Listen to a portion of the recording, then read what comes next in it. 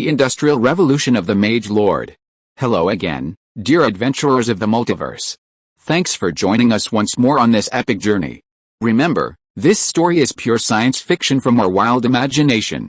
So don't go trying to summon dragons in your backyard. The rights of this amazing novel belong entirely to its original author. We are only the narrators. Do you want more adventures? Show some love to our YouTube channel with a subscription and a like. And if you want exclusive content, our Patreon is waiting for you with open arms. Chapter 76 Corpse Puppet Giant Beast. The next morning, the thick fog still lingered in the mountain forests, and the rumbling of drums and horns began to fill the fell orc camp, which had been clamoring all night.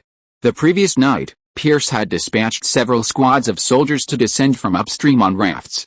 They approached the fell orc camp, which had been encamped on the riverbank, and from their rafts, they fired a few random shots at the glowing campfires.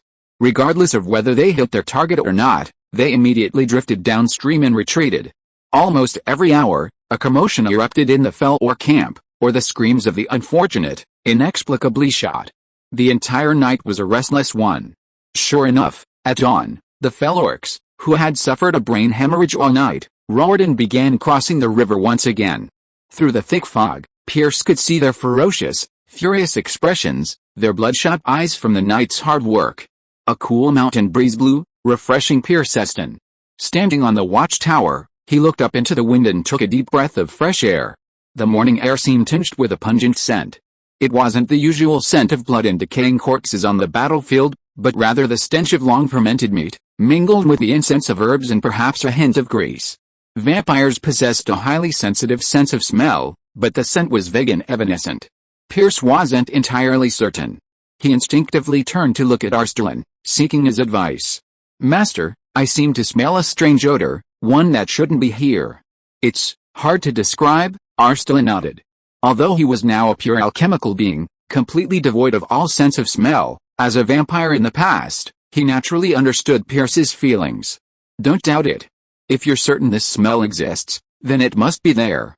The vampire's innate sense of smell will never deceive you." Pierce felt reassured and immediately ordered his messenger, "Evacuate the soldiers from the first line of defense and hold the second." As soon as he finished speaking, a commotion erupted from the riverbank, punctuated by countless screams and angry shouts. Pierce and Asdalen peered over and saw that, at some point, a massive beast-headed monster with a human body had suddenly emerged from the riverbed. The strange, pungent stench grew stronger. "No. Quick!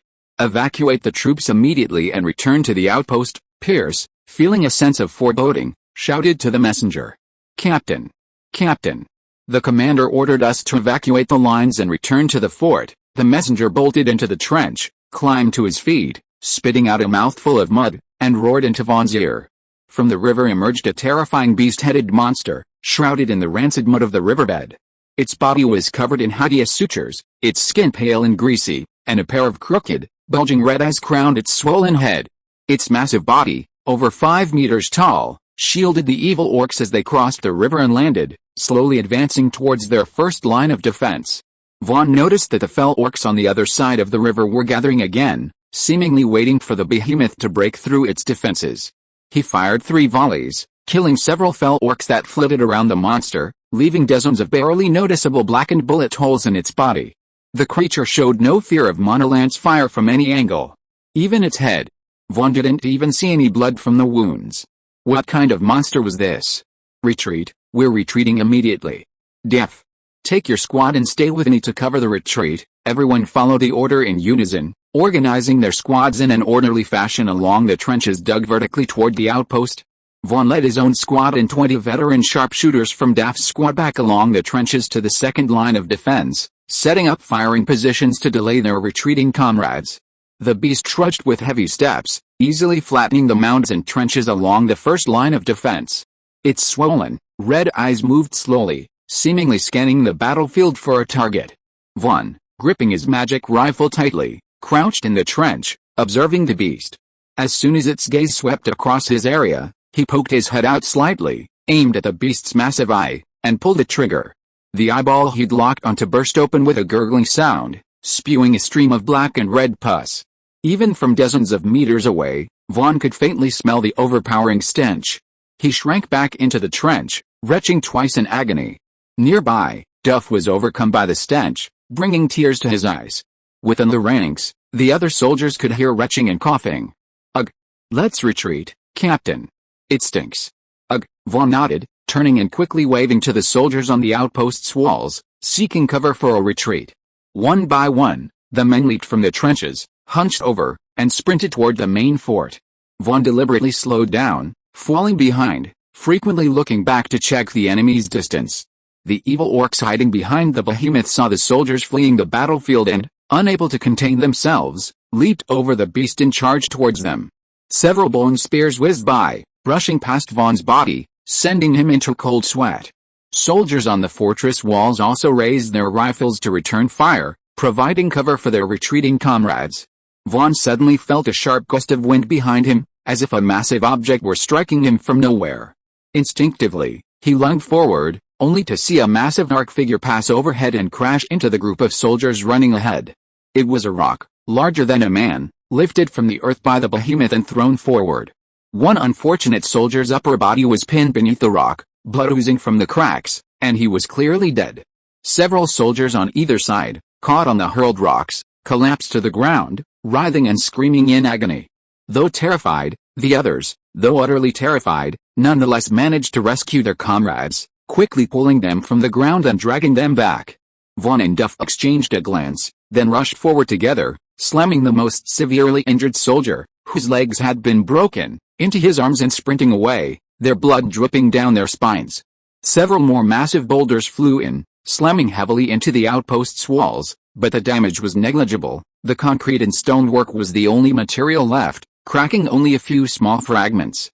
Vaughn and Duff's squad narrowly escaped the fortress, where two massive alchemy beasts reared up, blocking the fortress's gates. Tell the soldiers not to waste ammunition and try to attack that behemoth again, as Dallin advised Pierce. I suspect it's a stitched corpse puppet created by an evil orc spellcaster. There must be an undead spellcaster like Lord Harvey, skilled in harnessing the energy of death. Pierce looked at the bloodied bodies of 7 or 8 soldiers lying beneath the city wall, heartbroken. They were the first batch of veterans he had personally recruited and trained. They were less than 50 steps away from retreating to the fortress when they were slain by the hurling rocks of that damned corpse puppet. On the distant riverbank, several more corpse puppets of the same size emerged, slowly advancing towards the outpost under the cover of the evil orcs. Call for help, Lord Harvey. Pierce's eyes widened, and he gritted his teeth as he ordered the messenger. Chapter 77 Ultra Long Distance Attack. Harvey looked at the outpost battle reports being sent in real time via the teleportation array, his brow furrowed and he remained silent. My lord, why don't you send me to the front to reinforce Pierce and the others? The hybrid Elfagno tentatively suggested. He had previously hidden his identity and traveled to Lay and several wizard kingdoms, sometimes taking the risk of serving as a magic advisor to noble lords or spellcaster organizations, and had considerable experience in small-scale combat. Reiner was also eager to try. My lord, I can also go to the front to reinforce. Just give me a few beetle ores, and I will find a way to stare those behemoths to death. Harvey smiled bitterly and shook his head. As Dallin's alchemical prosthesis was an auxiliary type, and its power was too low to use the energy beam attack of the beetle ores, Reiner could barely activate it, but it would still overheat and shut down. Fewer than 200 regular soldiers remain in the territory, already stretched thin for internal and external patrols and security. Although over 300 reserve militiamen have recently been urgently recruited, it will take some time for them to complete basic training. Furthermore, their own production of magic rifles and magic ammunition simply cannot supply a 1,000-man combat force in such a short period of time. Sending just Reiner or Egno to reinforce the front lines is unrealistic. The fell orcs don't possess just one spellcaster, and those responsible for important tasks in the territory can't always be deployed to the front lines. Reiner, write back to Pierce immediately and inquire in detail about the fell orc spellcaster who appeared on the battlefield. If they don't know, they must immediately find a way to obtain information about him. Harvey paused, then continued, we must confirm that he is indeed an undead spellcaster, and that the behemoths appearing on the battlefield are indeed his undead puppets. Reiner nodded in agreement and immediately replied to Pierce. Harvey's motivation for this was that he already had a preliminary plan for a support operation. While somewhat fanciful, if successfully executed, it would become a powerful weapon in his future. His plan was to locate the enemy's positioning pattern within the magic network. Harvey would then personally enter the network and shatter the pattern with an energy beam, achieving a long-range kill across spatial dimensions. The most challenging aspect of this plan was how to locate the target through the magic network. However, if the target was a confirmed alien undead spellcaster, Harvey believed it would be easily solved. Undead spellcasters and their undead creations share a close psychic connection, a fact Harvey understood better than anyone. Mentally controlling zombies or stitching together corpse puppets was, after all, a necromancer's specialty. Therefore, if he could find a way to exploit the enemy's undead creations and follow their psychic connection, reversing the target's location would be straightforward. Harvey would simply need to modify the magic network forum's communication device, the magic brain, retaining the locating array and information transmission inscriptions. Pierce once again ascended the fort's watchtower, observing the massive corpse puppet beasts below. He watched with utter disgust as they shuffled back and forth in front of the fort, snatching up dead evil orc corpses with their massive hands and stuffing them into their mouths to chew and devour. Last night, he had sent several veterans out of the fort under cover of darkness to retrieve the bodies of several comrades who had died nearby. Though some were mutilated, they were still better than being chewed up and devoured by these disgusting giant monsters. As Dallin, following Lord Harvey's instructions, had confirmed the presence of one or more undead spellcasters among the evil orc tribe on the other side. The dozen or so massive corpse puppet beasts besieging them outside the outpost couldn't have appeared overnight. They must have been pre-constructed and sent here to intervene in the battle, attempting to turn the tide of the battle. The siege of the outpost fortress didn't actually worry Pierce. Arslan had already constructed a transport array within the fortress. As long as the territory's production could keep up, a steady stream of supplies would be safely delivered. However, the fell orc tribes on the other side were gathering in ever-increasing numbers. If the outpost remained under siege, Pierce was truly concerned about the fell orcs overrunning the outpost and approaching the depleted territory. Find a way to use the corpses as bait and get those giant beast puppets to swallow this thing. Arslan handed him a metal sphere engraved with countless tiny inscriptions. Pierce took it instinctively and discovered that the fist-sized sphere could be twisted and disassembled. Inside, a miniature, intricate magic array pattern was embedded, powered by a single magic stone. Isn't this Lord Harvey's magic network teleportation array? Pierce had studied with Arslan for so long that he wasn't completely ignorant of magic. As Dallin smiled faintly and explained, our Lord has come up with another brilliant idea. He wants to perform a silent, long-range sniper kill. We'll just have to wait and see how it works. Pierce, completely unskeptical, turned and ordered his soldiers. Go to the logistics department and get 2 fat pigs. Across the river valley, in the evil orc camp, within a massive tent draped with crimson banners, the evil orc leader, wearing a golden crown, clutched a wine glass made of a human skull and gulped down the drink from his fur chair. Priest, when can we smash the damned stone tortoise shell built by humans? The evil orc's language closely resembled that of the demons, with short, halting sentences. The aged priest, wearing a strange tall crown adorned with 4 blackbird feathers, narrowed his eyes and remained silent for a moment before slowly answering, "Why crush them? Surround them, starve them to death." He looked up at the leader, a flicker of worry in his eyes. For some reason, humans possess so many magical weapons. Our people have suffered so many casualties. The leader slammed his wine glass on the armrest of his chair and angrily declared, "That's why we need revenge. Let your corpse monsters attack. Don't delay any longer." The old priest held the leader's gaze for a moment, until the leader, unable to withstand the pressure, tilted his head slightly. The priests were sent by the royal court to assist the various tribes, large and small. Although the leaders held absolute power within the tribes, they had no power to force them. "Don't forget, our goal is not revenge, but the human kingdom and lands of the southern border," the priest said calmly. Then stood up and staggered out of the tent. As he reached the door, he suddenly felt a jolt throughout his body, then began to tremble violently. His legs gave way, and he fell to the ground. Immediately, guards on both sides rushed over and rolled the old priest onto his back. The evil orc leader, startled, also rushed forward, muttering, "Old man, is he going to die?" The old priest's eyes bulged bloodshot, and his entire head was covered in hideous, crimson veins. He uttered a series of hoarse sounds, as if an invisible hand was strangling his neck. "Quick, find a witch doctor." The leader kicked the guards nearby and leaned over to the trembling old priest.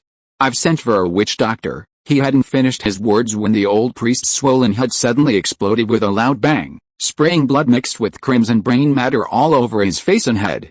Chapter 78 Reverse Plunder.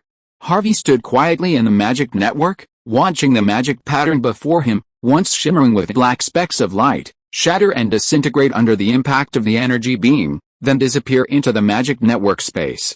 With a magical version of a tactical missile, a long-range decapitation operation, he chuckled to himself, then withdrew his mental power and exited the magic network plane. Reiner picked up a piece of paper from the communication array, glanced at it briefly, and immediately reported to Harvey with surprise. "Sir." Pierce sent a message that the giant corpse puppets surrounding the outpost suddenly lost control and disintegrated on the spot. It had indeed worked. Harvey was delighted, but then he remembered many details about dealing with a necromancer. Tell Pierce and the others that the necromancer's stitched corpse puppets may contain plague. Make sure the soldiers take anti-epidemic potions and repeatedly burn the corpse pieces with flames. Don't take it lightly, understood? The soldiers at the valley outpost, perched on the fortress walls, watched this scene and cheered, raising their guns. "Master, the Lord's plan truly succeeded. This is incredible. How did he use that metal ball to kill the fell orc spellcaster from afar?" As Dallin, looking at the chaotic fell orc camp on the other side, shook his head and sighed. "I don't know either. The Lord's knowledge of the magical web far surpasses that of ordinary spellcasters. Even I can't comprehend its mysteries." Pierce didn't dwell on the answer. In his opinion, the fact that Lord Harvey had personally broken the siege on the outpost was sufficient. "We'll observe for another day. If there's no sign of other spellcasters, we'll have to fight back." The teleportation array delivered hundreds more rounds of magical ammunition, along with newly assembled wolf spider beast type IIs. Based on the original wolf spider beast, they were equipped with a magical energy-powered flamethrower, effectively dealing fire damage to the enemy and even assisting in the incineration of their corpses. The territory had sent a total of 20 units, and with the 30 original models already at the outpost, Pierce now had a fleet of 50 alchemy beasts. Only by actually fighting alongside these tarantula beasts could one truly appreciate the usefulness of these metal beasts. Though they resembled a terrifying, repulsive giant spider, their 8 spiky legs allowed them to swiftly scale and leap, regardless of terrain. They were also nocturnal, making them a truly versatile force for outpost reconnaissance, patrol, and security. Most importantly, they seemed exceptionally adept at fighting in groups, both with their own kind and with ordinary soldiers whom they considered their own kind. Pierce even occasionally witnessed tarantula beasts actively picking up injured soldiers and attempting to drag them back to the fortress. There were also numerous instances of tarantula beasts proactively advancing to divert the enemy's attention as soldiers retreated. "Master Harvey has always said that these alchemy beasts are living beings with life and thoughts. Is that what you mean?" The giant war beasts were also like these, but they were said to be a random capture of a group of migrating mammoths, and their numbers were limited. They were, like Reiner and Mentor Asterin, living metal beings. The next evening, after 3 days of confinement, the soldiers finally emerged from the fortress. They crossed a metal trestle built across the river by a massive war beast and, with the support of the wolf spider beasts, began assaulting the main fell orc encampment. Apparently due to the accidental death of the spellcaster, their primary combat force, most of the fell orcs had retreated further into the valley. Less than 500 fell orcs remained, attempting to carry some of the heavy loot they had gathered, but were intercepted by soldiers crossing the river at night. Under the combined fire of mono rifles and the fire-breathing wolf spider beasts, this clearly ill-equipped fell orc supply train was quickly routed, leaving hundreds of bodies in the encampment. The survivors fled sporadically into the dense forest. Pierce wasn't worried about their escape. The wolf spider beasts would follow the scent and hunt them down. His concern now lay with the sheer amount of loot the fell orcs had left behind. There were many things he didn't recognize at all, so he could only wave his hand and have the alchemic camel beasts transport them all back to the outpost fortress. It would be best to teleport them back to the territory in batches and hand them over to Lord Harvey to personally identify and deal with them. What the hell are these? Harvey looked at the various miscellaneous materials piled up on the teleportation array, which almost occupied 1/3 of the laboratory area, and covered his forehead with a wry smile. Reiner was enthusiastically directing the working alchemic beasts to sort out the spoils of war sent back by Pierce. "Look, sir. What kind of weapon is this?" He picked up a strange-looking boomerang-like short axe and handed it to Harvey. "Well, Looking at the patterns and shapes carved on the handle, this should be a weapon of the demon clan, a throwing axe used by ordinary soldiers. Harvey's knowledge of continental history was pretty good, and he could barely identify the origin of the items. Send them all to the ironworks to be melted down. The demon's metalworking skills are quite good, so don't waste these materials. Reiner rummaged through the materials again and found an exquisite wooden box covered in animal hide. This box is even inlaid with gems. My lord, take a look. Harvey wasn't interested in these ordinary gems, devoid of any magical energy. He was more interested in the crimson liquid neatly stacked in crystal vials within the box, which emanated intense energy fluctuations. This must be an extremely precious spellcasting material. I don't know its purpose yet, so I'll keep it carefully sealed. He would wait until the Magic Network Forum exchange meeting before consulting with high-level spellcasters online. The rest of the captured materials were mostly metal weapons or ornaments of interest to the fell orcs. Harvey felt that their best fate was to send them to the furnace to be refined into ingots and then forged into new weapons. But besides the box of unknown liquid spellcasting material, there was another item that Harvey was extremely pleased with, something he even considered far more valuable than the other spoils. 4 boxes filled with hundreds of dark gold ingots. These were gleaming copper, a unique mineral unique to the demons. This ore is found only in the lava mountains of the demonic territory, is scarce, and yields are low. How did this medium-sized tribe of fell orcs, who had fled to Jackdaw Ridge, manage to acquire such a valuable strategic demon resource? Furthermore, these ingots were refined, smelted, and refined, ready for weaponry. Glittering copper is a key ingredient in elemental magical instruments, greatly enhancing spellcasting stability and amplifying mana. Because the demons strictly controlled the distribution of this rare material, it was once priceless in the many wizarding kingdoms of the southern continent, impossible to purchase with just gold pounds. These boxes of glittering copper must have weighed 200 or 300 kilograms. Harvey suspected that, at the customary price among spellcasters, they would be worth at least 100,000 gold pounds. Plundering in war is truly the fastest way to wealth. Chapter 79 Online Auction. Kirill Randy, a high elf spellcaster codenamed Heart of the Forest, logged onto the Magic Network forum early, anticipating the online auction that was set to begin in half an hour. 3 days ago, a notice suddenly appeared on the top of the forum, informing members that today's forum exchange would feature an online auction and membership bidding. Forum members would occasionally trade precious spell materials or high-level magical tools online, but this format wasn't very friendly to new members. Points were already difficult to earn, and most members disdained ordinary money as a trading currency, preferring to barter for their needs. Harvey, of course, disliked this situation. If everyone held on to their points without spending them, it would undoubtedly cause the forum's virtual currency to continue to depreciate, severely impacting his ability to exploit the magic leaks. Therefore, holding regular public trading and auctions would both encourage members to spend their points and allow them to benefit from the forum, a win-win situation. Harvey prioritized user retention in this regard. Elemental Hand, praise for Administrator Mr. Turing. Good evening, everyone. Harvey couldn't help but smile as he stared at the crystal screen. Though seemingly mild-mannered and polite, never giving a stern rigging, Mr. Elemental Hand was actually a powerful elemental mage capable of exploring dimensional rifts alongside legendary spellcasters. Magic Shield, good evening, everyone. It seems everyone participating in today's exchange meeting is here. Are you all here for the auction and the bidding? This new member, Mr. Magic Shield, spoke with the air of an old-school government official, suggesting he was an official from the Federation or some other Wizarding Kingdom organization. He wasn't sure why he'd been invited to the forum. Should he have reported the forum's progress immediately to the organization and actively conducted investigations? However, Harvey observed his various conversations and messages and realized he was simply seeking magical knowledge for advancement. He seemed, at heart, a self-serving scoundrel. Harvey liked forum members like this. Son of Fire, I wonder if Mr. Turing will personally preside over the auction today? I can't wait to see what goodies everyone has prepared.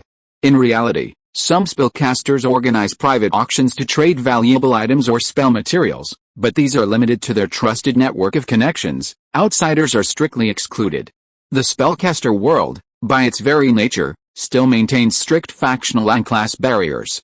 An auction like today's, completely anonymous online, with instant delivery and no worries of being intercepted, and attended exclusively by high-level spellcasters, is rare even in the all-powerful capital of Alair, Administrator Turing. Today's auction is indeed hosted by me, but it's a projection of my true form serving you. A brief silence fell. Although reputable forum members like the Scorching Lord had previously hinted that the mysterious and powerful Mr. Turing had used his own projection within the magic web to create the magical online organization known as the Spellcaster Forum, hearing the administrator's casual revelation of this fact still left everyone stunned. Legendary spellcasters can indeed project their own magic patterns within the Leeline, but I've never heard of a legendary spellcaster's projection being able to create a communication space like the Spellcaster Forum, a space that exists entirely within the Leeline and can interact with reality through alchemical instruments. Administrator Turing, if you have no questions, let's get started. According to the auction rules outlined in the forum announcement, participating members must list items in descending order of their joining time. Each item is limited to 5 bids to prevent malicious bidding. If an item fails to sell, it can be resold privately. The specific value of each item is determined by the item owner, and bidding can be done using points, universal currency, designated materials, or magical instruments. The first person to bid was a new forum member codenamed Rock Titan. Harvey vaguely remembered that he frequently communicated with Mr. Frost Giant and was likely a member invited by him. Rock Titan, my item is a magical gem, the Heart of Clark. I won't elaborate on its specific uses. Those who understand its value and purpose will naturally understand. Harvey frowned slightly, thinking, why are you being so pretentious when you're selling something? Why don't you just explain what this thing actually does? Would that be good for low-level newbies? Fortunately, a more outgoing forum member immediately jumped in to offer his opinion. Flamesun, Heart of Clark? Haha, why don't you just say it's the heart of a petrified banshee? Why are you playing around with all the cryptic talk? It's the main ingredient for an earth-based spellcaster's artifact. Anyone interested in bidding? Rock Titan, I only accept point-based bids, starting at 150 points. Unfortunately, while this artifact material is valuable, its uses are very limited, and it was ultimately snatched away by the Earth Blessed at the reserve price. Several new members subsequently presented their items, including powerful mid-level offensive weapons, rare magic potions, and rare potion ingredients from the southern continent. Most were successfully sold, with a few items with limited uses unfortunately going unsold. The only item Harvey found particularly interesting was an alchemical device presented by the man in the mirror, the arm of the arcane instructor. Its function was to channel magic power and matrix the caster's magic during experimental research, providing amplification and stability. However, this required the user to accept the need to implant the device in their own body and constantly infuse it with magical energy to maintain its activity. Harvey suddenly realized that this was a castrated version of his own soul transfer experiment, possessing the same active properties and requiring magical energy to power it. If the asking price of 500 points hadn't been so shocking, resulting in no interest from the audience, Harvey would have been tempted to buy and study it. However, he felt that giving away so many points at once would easily arouse the suspicion of the other members, so he reluctantly gave up. I'll wait until I have a chance to discuss it with Mr. Man in the mirror alone. Harvey shook his head with a hint of regret. The ghost captain presented a recipe for a magical potion called Breath of the Naga Siren, designed to aid water spellcasters in spell matrix analysis and mental recovery. This sparked a fierce bidding war among several forum members, ultimately going to new member Magic Shield for the highest bid of 220 points. The online auction became increasingly heated after multiple bids emerged. Forest Heart then presented his item, a natural protective magical artifact capable of automatically drawing energy from the magic web to replenish its shield, offering excellent defense and endurance. Finally, new member Shadow Knight, suspected of being invited by the Scorching Overlord, secured the item with a final bid of 200 points, plus some rare spell materials. As the auction neared its end, it was finally Harvey's turn to present his item, Kilthuzid. Everyone, what you know about me comes from my exploration of the ruins. I have an unknown liquid spellcasting material. For those interested, I can allow you to inspect it live through a teleportation array, witnessed by Mr. Turing. However, if you want to bid, you must also provide me with the material's name and purpose free of charge.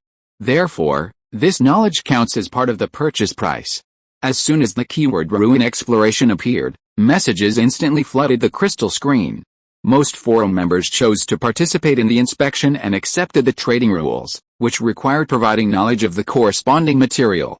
Harvey smiled faintly and signaled to Reiner, who was standing by, to divide one of the bottles of crimson liquid seized from the fell orcs into 8 equal portions using test tubes and immediately send them to the beaters. A faint flash of light appeared, and a slender crystal test tube appeared on the Leline teleportation array. Son of Firefell Holden stepped forward, picked it up, and with a casual glance, his eyes widened. This is demon blood. Fire elemental spellcasters rarely use this rare ingredient when casting high-level spells. This is because this blood, said to originate from a demon from another dimension, possesses a powerful negative effect, blood burning. This refers to a self-destructive combat method in which the caster uses potions to overdraw their own mental energy in order to amplify the power of their spells. The negative side effect is that mental energy remains depleted and weakened for a long period of time. Therefore, ordinary battle mages rarely dare to use this auxiliary material unless in a desperate situation. However, for Holden knew of another rare use for demon blood, combining it with other magical ingredients to transform the bloodlines of ordinary people without spellcasting talent. This method also has significant drawbacks. The transformed spellcaster's rank is instantly locked at the mid-level, unable to advance, and they can only learn fire elemental magic. Fell couldn't help but think of the unfortunate descendants of his family who were close to him but lacked spellcasting talent. He decided to find a way to purchase this material and make some plans for their future. He hurried back to the magic brain instrument and began replying to Kil'Thuzad's message, Son of Flame, at Mr. Kil'Thuzad, I wonder how many of these materials you have acquired?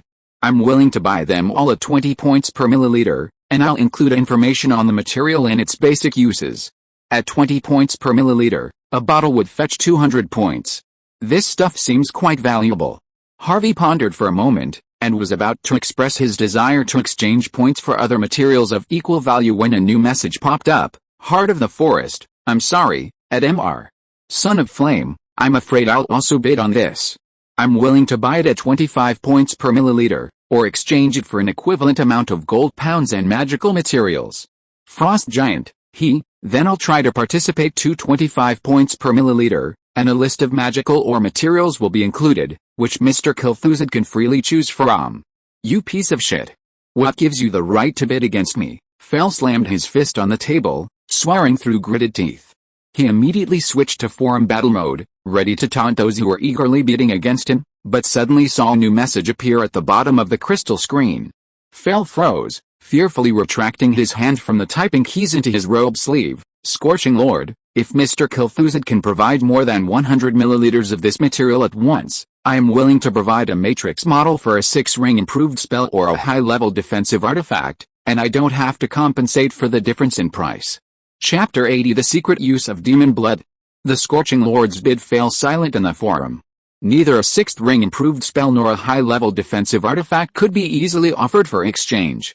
Furthermore, everyone had already assumed his legendary status. It was unworthy to antagonize him over a rare magical material. Harvey pondered for a moment, feeling that the Scorching Lord's offer far surpassed the others. He was even more concerned about why he was willing to pay such a high price for the material. Could something easily snatched from demons by fell orcs truly be a rare and precious material? Or did the Scorching Lord know of its hidden purpose? He wondered if, after the transaction was complete, he would be willing to reveal the material's true purpose. Kil'Thuzad, I accept Mr. Scorching Lord's offer and choose the defensive artifact. My apologies to the other members. The members expressed their understanding, with no complaints or dissatisfaction. The final 2 auctioneers quickly posted their items and bids publicly, but the value and rarity of the items were modest, and they were easily sold after just 1 or 2 bids. The auction for a forum spot, which Harvey had high hopes for, was a fiercely competitive affair. After repeated back and forth, the auction was won by Fashield, a highly active participant throughout the auction, who exchanged points for gold pounds and paid 5,000 gold pounds plus 300 milliliters of liquid mithril. It seems that while Mr. Fashield is primarily concerned with his own interests, he hasn't forgotten about developing the Federation's influence within the forum. It's believed that the exorbitant membership fee wasn't solely his own, but must have been funded by a significant sponsor. Everyone then mailed back their inspection materials, which Harvey collected in an enchanted crystal bottle and immediately mailed to the Scorching Lord. A transaction confirmation arrived shortly afterwards, and the teleportation array hummed. instantly delivering the Scorching Lord's traded items, a simple silver bracelet and a parchment scroll also stamped with a magical seal. This should be the knowledge about defensive artifacts and magical ingredients Mr. Scorching Overlord mentioned. Harvey didn't bother to pay attention to the silver bracelet. Instead, he picked up the magic scroll, gently shattered the seal with his magic power, and carefully read the contents. Demon blood, originating from lower-level demons from another dimension, is generally used to assist in the casting of fire-based spells. It has the property of amplifying spells. It can also be used to concoct bloodline potions, transforming the blood of ordinary people, turning them into fixed-level spellcasters. Harvey's heart skipped a beat upon seeing this. So this thing is truly a rare spellcasting ingredient, drawn from the blood of demons from another dimension. Why would it have fallen into the hands of the evil orcs? The ability to transform the bloodline of ordinary people without spellcasting talent is likely enough to make it invaluable in the human kingdom. Unfortunately, Mr. Scorching Overlord wouldn't give him the formula for nothing. Besides that, demon blood has another, more hidden, use. It has the ability to reshape flesh and blood. However, this also requires a corresponding refining formula, and it's only the most abundant of the many rare ingredients. From what I understand, it also requires the blood of a dragon, the essence of a ghost from the underworld, and so on, flesh and blood refining. Harvey couldn't help but think of the life-refining experiments that the man in the mirror of the Alchemical Quest Society had been working on. However, the two clearly had different goals. Life refining focused primarily on the soul and weakening the carrier, while flesh refining clearly focused on the carrier. It seems that whether traditional spellcasters or high-level alchemists, although they don't express it publicly, their private research direction is to improve the level of life. Harvey's interest in this research was also piqued. After all, of a box of 12 bottles of demon blood, only one was sold, leaving more than enough to support his various experiments. When I have a chance, I'll try to obtain some experimental records and relevant data from the Burning Lord and the man in the mirror to verify this. Harvey put down the magic scroll and picked up the simple silver bracelet. The Burning Lord described the bracelet, called Silver Moon Guardian, simply, automatic activation and malevolent sensing. When the wearer is at full magical power, the bracelet will automatically activate a defensive shield upon sensing malevolent intent within a 100-meter radius. The bracelet provides one-time absolute defense against elemental and arcane magic below the 5th level, while weakening magic 3 times against spells of the 5th level and above. There are no side effects while the bracelet is worn. The wearer doesn't need to actively infuse the bracelet with mana. On full moon nights, it can automatically draw on the pure mana from the magic weave to recharge itself. Harvey was delighted with this defensive artifact and immediately slipped it on his left wrist, covering it with his flowing mage robes. He then took the scroll sent by the Scorching Lord and returned to his desk, where he began recording in detail in his experimental log the future research directions for demon blood and some of his own thoughts. Demon blood is known to be a key ingredient in the flesh reshaping experiment, so it must naturally possess the properties of life alchemy. If combined with soul transfer experiments, could it solve the research problem that has plagued me in previous experiments, the inability to separate soul fragments and having to transfer them as a whole? He had begun pondering this epic experimental dilemma even during the soul transfer of Arstolan. Why would a soul original belonging to a spellcaster, after being transferred into an alchemical body, instantly lose its spellcasting talent? An alchemical body can store and release the same magical energy as a spellcaster, the only difference being that the alchemical life form cannot sense the magic weave and can only draw energy from a focusing array or a charged magic stone. Harvey had always known that Arstolan was deeply distressed by his inability to cast spells. If there was a way to solve the problem of the alchemical life form being unable to become a spellcaster, he would not be so depressed as he is now. After reading the fragments of knowledge provided by the Burning Lord, Harvey had a vague guess. The key to being able to cast a spell may not be whether one can store magic energy, but whether the caster can mobilize mental power, deeply connect with the magic patterns in the magic network, and use mental power to guide the magic energy for transformation. This means that as long as the alchemical life is given a perfect mental power carrier, the problem of casting spells may be perfectly solved. Harvey remembered the alchemical prosthesis that was customized for Reiner from the man in the mirror 3 months ago. It should arrive in a few days. Unlike Azdalan's auxiliary prosthesis, it was specially customized for Reiner. Harvey named it the research prosthesis. When the time comes, use the upgraded prosthesis to conduct this experiment. Chapter 81 Work for Relief. For a long time to come, the demonic orcs evacuating the river valley area stopped attempting to counterattack the outpost. The war situation eased instantly, and Pierce, following Harvey's previously planned rotational garrison training plan, began training reserve troops directly at the river valley outpost. Occasional exploratory skirmishes with demonic orc sentinels became part of the soldiers' daily combat drills. Arslan returned safely to the territory and resumed coordinating with Harvey on matters related to the magical arsenal, freeing Reiner to devote himself fully to the territory's food production and infrastructure development. Summer had officially arrived in the north. Crops planted in early spring had just been harvested, and the poultry and livestock were breeding and laying eggs in the warm weather, bringing a sense of prosperity to the entire territory. In just 6 months, Harvey's territory's population had surged to nearly 8,000. Most of the inhabitants had secured employment, providing for themselves and their families. This was entirely due to the abundant resources of Harvey's vast, uncultivated territory. The farms on the plains at the foot of the mountain alone employ over 2,500 civilians skilled in farming and animal husbandry. Iron foundries, cement factories, food processing plants, and other industries also provide approximately 1,000 jobs, though the skills required are somewhat higher, requiring simple training starting as an apprentice. Recently, a new iron ore deposit was discovered in the mountains southwest of the farm. Harvey immediately ordered a full set of mining equipment from the Dragonstone Merchant Guild, along with working alchemy beasts suitable for mining, creating over 500 new jobs. Furthermore, due to the territory's surging population, Harvey has established a municipal administration department, promoting the first batch of refugees he received upon his arrival to lower-level management positions. He provides them with basic education while also overseeing the administration of the territory. Harvey anticipates that a fully fledged municipal administration department will eventually provide approximately 200 educated and junior-level positions for the territory, sufficient to handle daily administrative tasks. Even including the 500 newly recruited reserve soldiers, the number of citizens in the entire territory currently with formal employment and income is only around 5,000. This means that approximately 3,000 citizens will be unemployed after the completion of this batch of housing construction projects. If free food and shelter are not provided, it will inevitably cause chaos and seriously affect the stability of the territory. From these 3,000 civilians participating in the construction projects, we can recruit approximately 500 more reserve soldiers. No more.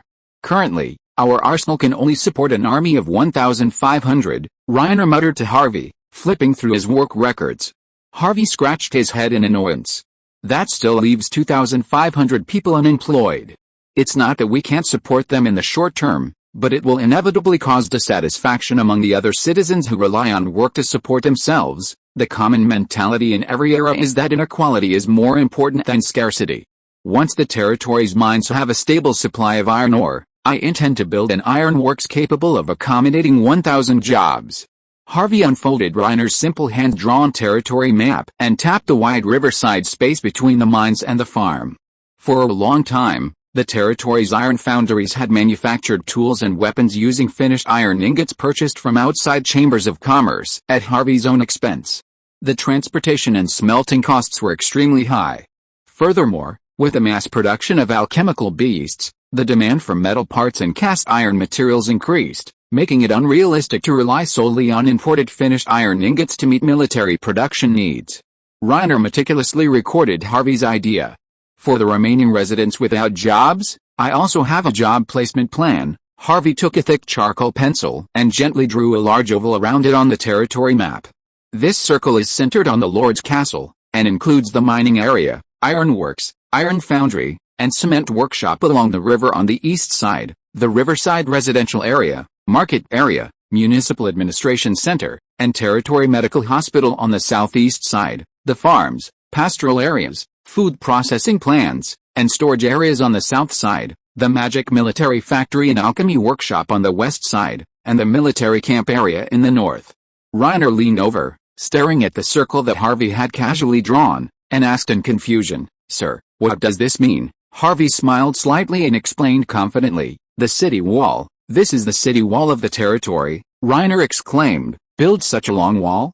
To accommodate the entire territory, he carefully took out a slender metal ruler from the familiar small leather bag on his waist, measured the distance marked by Harvey with gestures, and said hesitantly, "Sir, this circle of city wall is probably close to 20 miles long." Harvey smiled and asked in return, "Then how long do you think it will take if 1,500 citizens cooperate with a working alchemy beast to complete this grand construction work?" The inscriptions on Reiner's head suddenly lit up, obviously performing high-speed computing activities. If the cement workshop and quarry can supply the materials, I estimate it will take at least 4 to 5 months to complete. During this period, we can't expect any unexpected events like an attack by fellow orcs." He paused, then added, "And once winter arrives, construction will be impossible. You know how terribly cold the winter temperatures are in the northern wastes." Harvey laughed heartily, pulled Reiner to his desk, and handed him a thin stack of hand-drawn blueprints. "Besides the territory wall, I have a winter municipal construction plan. You can prioritize it after the wall project." Reiner nodded hesitantly, taking the blueprints and carefully examining them. "Sir, what do you mean by the 3 connections and 2 openings in the city project?" "It's just as the name suggests. It means water, lighting, and heating. The 2 openings means opening up river transport and surface roads." Reiner's eyes lit up, and he looked at Harvey expectantly. "Water connection means digging wells, right? Isn't lighting just letting civilians light candles at home? And what about heating?" Harvey gave a helpless smile and briefly explained his plan for the 3 connections in the city project to Reiner. "What? You mean we need to install lighting magic stones in every household and connect them all with energy pipelines to supply power? Would the energy array just blow up?" "Don't worry. Have you forgotten that planetary energy array built in the military factory?" Harvey circled another small circle on the territory plan and tapped the charcoal pencil. "I'm also going to build a dedicated energy power plant next to the military factory." If you are listening to this novel on a channel other than Fanfic World, it means it was downloaded and re-uploaded without effort. We warmly invite you to visit our channel, Fanfic World. There you will find the original version of this story and many other novels of various genres. We look forward to seeing you dive into a world of incredible novels.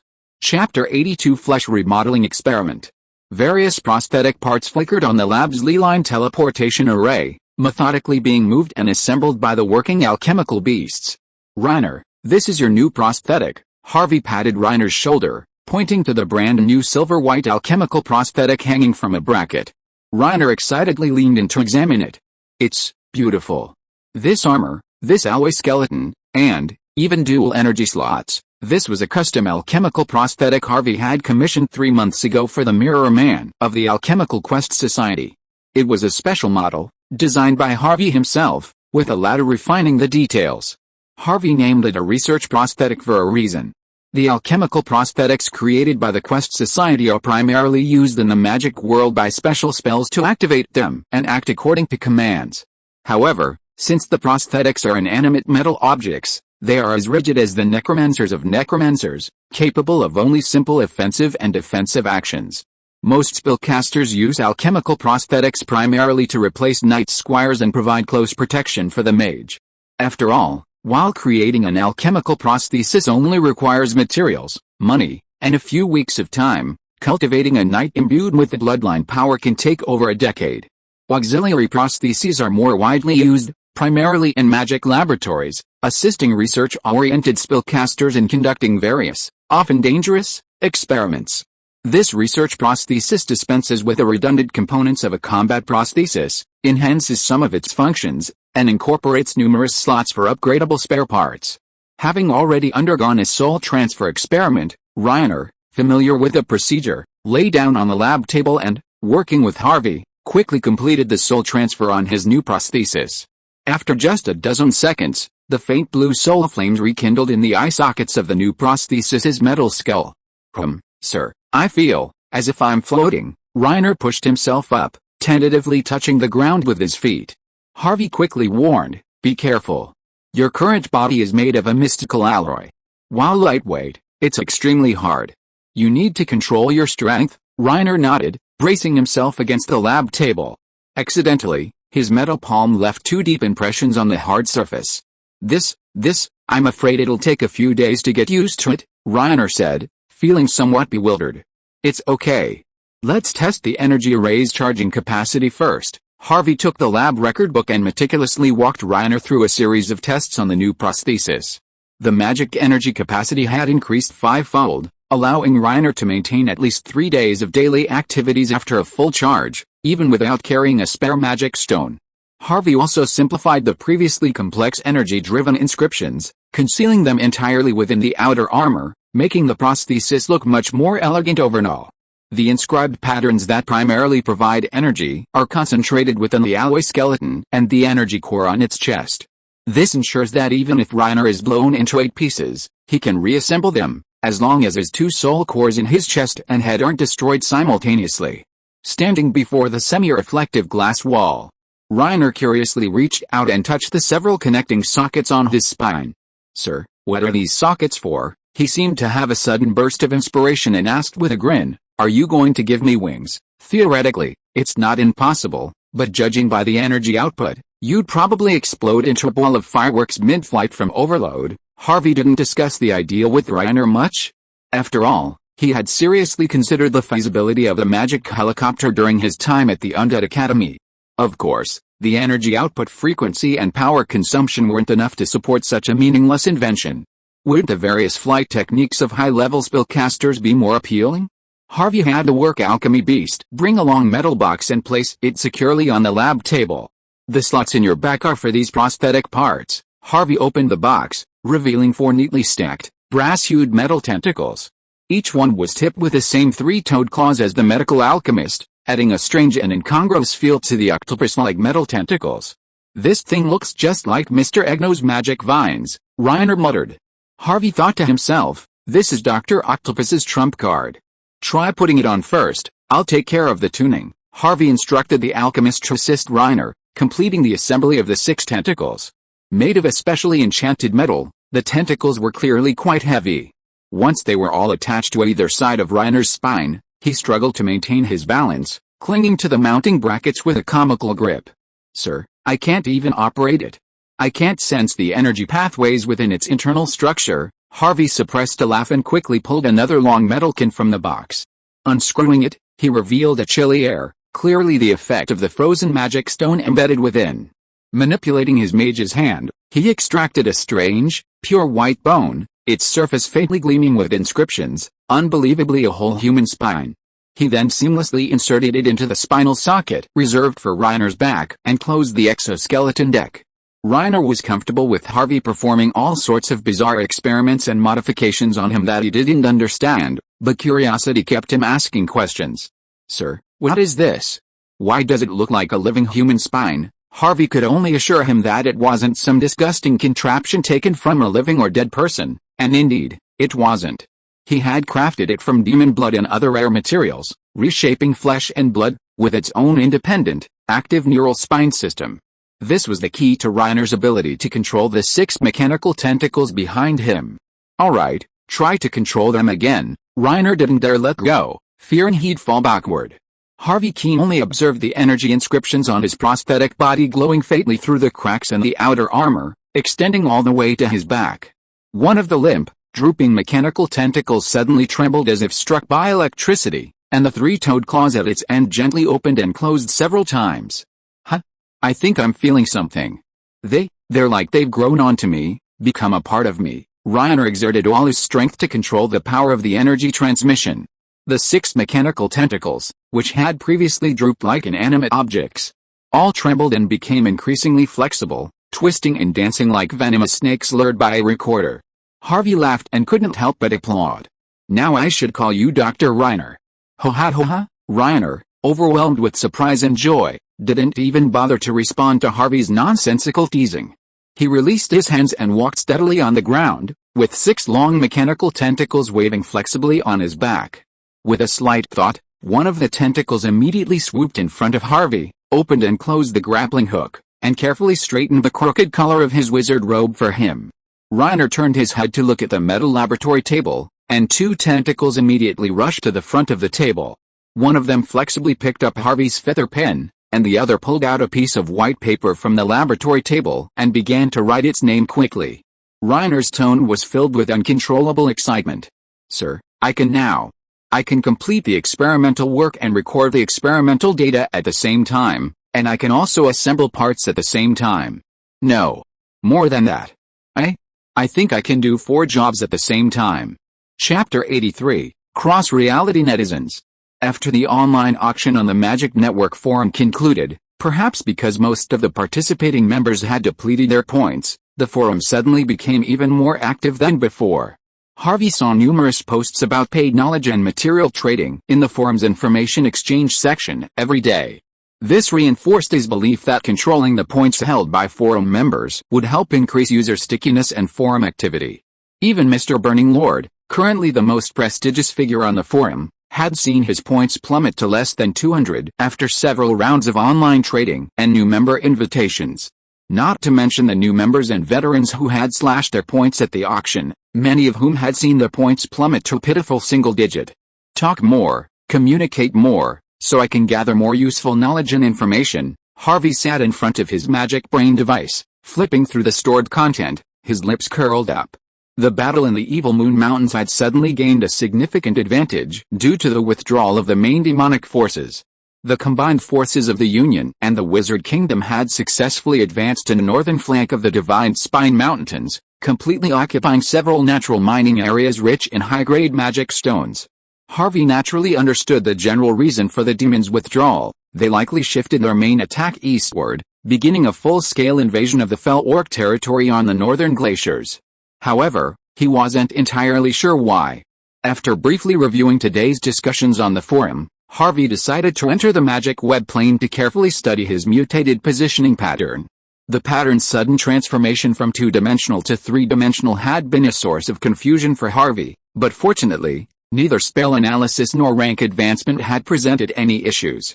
However, Harvey had a nagging suspicion that the pattern's transformation was related to the sudden appearance of a mental anchor, and more specifically, his identity as a time traveler. However, he couldn't find any information on the mental anchor, either in the Undead Academy or on the Magic Web forums. After all, concealing one's magic pattern location and the anchor point of the mental anchor was a self-protection measure common to all spellcasters. Is it the unique peculiarity of my time-traveling identity, or is it the dimensional changes caused by my creation of the Magic Network forum? Harvey repeatedly explored the magic pattern with his mental power, discovering that aside from the changes in its external form, its internal structure remained relatively unchanged. The 2 spells within the magic pattern that had been analyzed and constructed, the 3rd-level spell Mirror Curse and the 5th-level spell Carol's Corruption Field, had already filled the spell rings, transforming into 2 solid, microcrystalline spheres that slowly circulated within the magic pattern. The remaining 4 hollow spheres represented the 4 intermediate-level spells he could complete the inscription of, which was the total number of instantaneous spells an intermediate spellcaster could construct within the magic pattern. Universal spells, however, did not occupy spell rings within the magic pattern. Even during his time as a magic apprentice at the Undead Academy, Harvey had already largely disenchanted himself with the mysterious profession of magician. The spellcasters of this world completely defied the powerful image he had imagined before crossing over. There was no dazzlingly powerful magic, nor was there an endless stream of bizarre spells. The total number of spells a legitimate spellcaster could master in their lifetime was strictly limited. Even legendary spellcasters wouldn't claim to be omnipotent and omnipotent. A necromancer couldn't conjure a massive fireball out of thin air, nor could an arcane mage summon an army of zombies. Battles between spellcasters weren't all about flying and dodging. Victory or defeat was often decided instantly by the moment spellcasters completed their spells and prioritized their offensive spells. Of course, this didn't include the Union's formation of battle mage clusters, which directly blanketed the area with offensive spells. Harvey observed the spell ring for a moment before deciding to use his mental power to enter his mental anchor and explore the familiar and warm home anchor. Suddenly, he sensed a strange energy wave within the magic network. This wave seemed to surge toward the location of his magic pattern at an indescribable frequency, like a wave.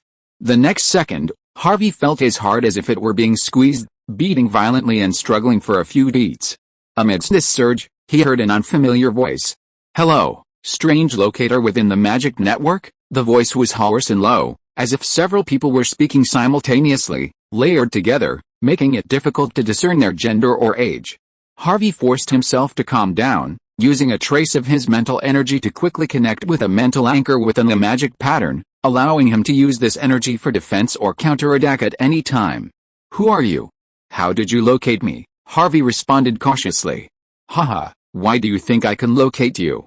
I'm just wandering around the plains. The owner of the voice seemed to be in a good mood. Although there was no emotional fluctuation in the tone, there was no obvious hostility in the content. Are you a high-level spellcaster roaming the demonic web? Spellcaster? No, I exist within the demonic web myself. I've seen countless spellcasters like you. The other person paused, then continued calmly. May I ask you not to attempt to use your mental anchor to attack me? With the stability of your anchor, it might cause me considerable damage, but I mean no harm. Harvey, of course, didn't readily believe him. As long as you don't initiate an attack, I won't retaliate, and I mean no harm. I just want to connect with others. This place is so empty and vast, it's really lonely, the mysterious man sighed. Harvey pondered for a few seconds before asking, so, you're originally from the demonic web, or race? He first ruled out the other person's human identity and began to wonder, besides the legendary long-extinct spiritual dragons, what other ancient and powerful races could survive for so long within the demonic web space? Race? Let me think. Human spellcasters prefer to call me Devil, the devil of the mind, inner demon? Harvey froze in astonishment. Wasn't that the name of a legendary higher-level demon? So inner demons existed within the magical web. Did they possess physical forms in the real world? We exist only as projections in the real world, without a physical form. The other creature replied, seemingly sensing his thoughts. So the inner demon's racial gift is mind perception. Harvey forced his tangled thoughts together, concentrating his mental energy to avoid being easily overheard. For the first time, the other creature's tone tinged with apology. I'm sorry, I don't actively perceive your thoughts. It's just that whenever someone is around, we're unconsciously forced to hear their strongest thoughts. Alice, it's both a gift and a curse, so it was fully automatic telepathy, a passive skill with an aura. That was truly devastating. Harvey couldn't help but wonder if the other creature, living in a vast city like Alea, would be driven to mental collapse. Although I don't know where Alea is, but after hearing your description, I think he will really collapse. This is also the main reason why we choose to live in the magic network. After sensing Harvey's inner complaints, the other party seemed to approve of Harvey's empathy very much, and added a bit of kindness to his tone. Chapter 84: The Devil's Application to Join the Group. Although the inner demon roaming the demonic web hadn't expressed any ill will, Harvey still wasn't prepared to fully trust it. Since it had clearly expressed its fear of his mental attacks, Harvey decided to primarily communicate to test its intentions. So, what should I call you? Mr. Inner Demon. The demon seemed to be entering a conversational mode, its tone gradually becoming more lively. We don't mind the specific names of other races, but a demon's true name shouldn't be known to others, as that would put us in danger. Mr. Inner Demon is a very good choice. The Inner Demon's reference to the question of demons' true names was something Harvey had already stumbled upon through discussions among members of the Demonic Web Forum. He deliberately brought it up in front of the Inner Demon, testing its sincerity. Mr. Inner Demon, since we're choosing a friendly exchange, it's only fair for each of us to ask questions and then choose answers. Harvey continued his probing, hoping to see what questions the Inner Demon would ask him, and thus gauge its true intentions. The Inner Demon was silent for a moment. I was wandering nearby when I was drawn to your powerful mental fluctuations. Curiosity always brings certain dangers, but of course, it also brings many rewards. He chuckled and continued, so I'm curious why you, a human spellcaster, possess such powerful mental fluctuations. Your mental anchor is so solid that I can hardly touch it. I see. Harvey tried to focus his thoughts to avoid the other party's passive detection. It's not that my mental power is strong. I accidentally joined a mysterious exchange meeting that exists in the magic network space. The fluctuations you sensed actually came from this exchange meeting. Harvey briefly recounted to the Inner Demon the situation of this mysterious exchange meeting that originated in the magic network space. Speaking in the voice of a member codenamed Kilthuzid, he explained the reasons for the exchange meeting and its general current situation. Really? There is such an interesting and mysterious exchange organization? It's incredible. The Inner Demon couldn't help but sigh. The talent and creativity of human spellcasters are truly astonishing. You're always at the forefront of magic. Harvey caught a hint of yearning in his words, and with a stirring in his heart, he tentatively asked, "Are you interested in this exchange?" "Of course. I don't know how long I've been wandering the magical web before I've encountered a human as willing to communicate with me in a friendly manner as you. Most of them either attack without mercy or flee in terror. It then changed the subject, asking with a hint of teasing, "You seem interested in me too. Do you want to invite me to join this exchange?" Perhaps it had keenly sensed some of his thoughts. Harvey coughed awkwardly. "I can't deny that, but inviting new members would cost me a high price, so I'm still considering it." A sudden silence fell between them. "In the past, when I was summoned to the real world as a sacrifice by human spellcasters, I mostly sought the gift of power or wealth." The inner demon couldn't help but speak. "But I doubt either of those things would impress you, no. These are the very things I pursue my whole life." Harvey suppressed the urge to rant and feigned indifference, saying, "Indeed." He truly wanted to add this demon from another dimension to his online chat group. The main reason was that, having lived in the demonic web for so long, he must be incredibly familiar with the plane and know all its secrets and lore. However, if you're willing to offer some of the demonic web's hidden knowledge in exchange, I'll do my best to recommend you to the organizers of the exchange." The demon pondered for a moment, then felt the energy waves before him suddenly solidify. A phantom, twisted crimson figure suddenly appeared before him. "Secret knowledge? Haha, you want the coordinates of a rift in the other dimension, the remains of a spellcaster or ancient creature, or clues to the presence of demonic spirits?" Harvey keenly grasped the last point. "Demonic spirits? You mean, a race like you that lives in the demonic web? I've never heard of them." A slit, resembling an eyeball, suddenly appeared in the twisted figure's head, blinking at Harvey with a terrifying yet comical wink. "Isn't that one of the valuable answers? I'll get back to you after you invite me to the exchange meeting." As expected of a devil, he's so good at grasping and toying with human curiosity and thirst for knowledge. Harvey couldn't help but secretly complain again, and as expected, the other party immediately sensed it. The corners of that terrifying single eye immediately drooped, revealing an aggrieved and sad expression. "No problem, I promise you." Harvey immediately changed the subject, using his mental power to depict the information transmission matrix of the demon brain, and gently pushed it in front of the inner demon. "But you must abide by the rules of the exchange meeting and choose a code name that belongs to you. In the first week after joining, you can only listen and not speak." The inner demon raised his hand to touch, instantly absorbing the matrix image condensed by Harvey into his body. "Thank you very much for your kindness. You're the first human spellcaster I've met who harbors no ill will or aversion towards demons. Among your kind, you should be considered an outlier, right?" It blinked its single eye with mock humor. "Well, let's end this first meeting. We'll meet again at the exchange meeting." The distorted shadow flickered twice, then vanished from Harvey's side in a flash of strange energy. Harvey breathed a sigh of relief, immediately severing his mental connection and returning to the real world. He quickly made his way to the magic brain device, logged into the magic network forum using his administrator username, and scrolled through the list of forum members' usernames.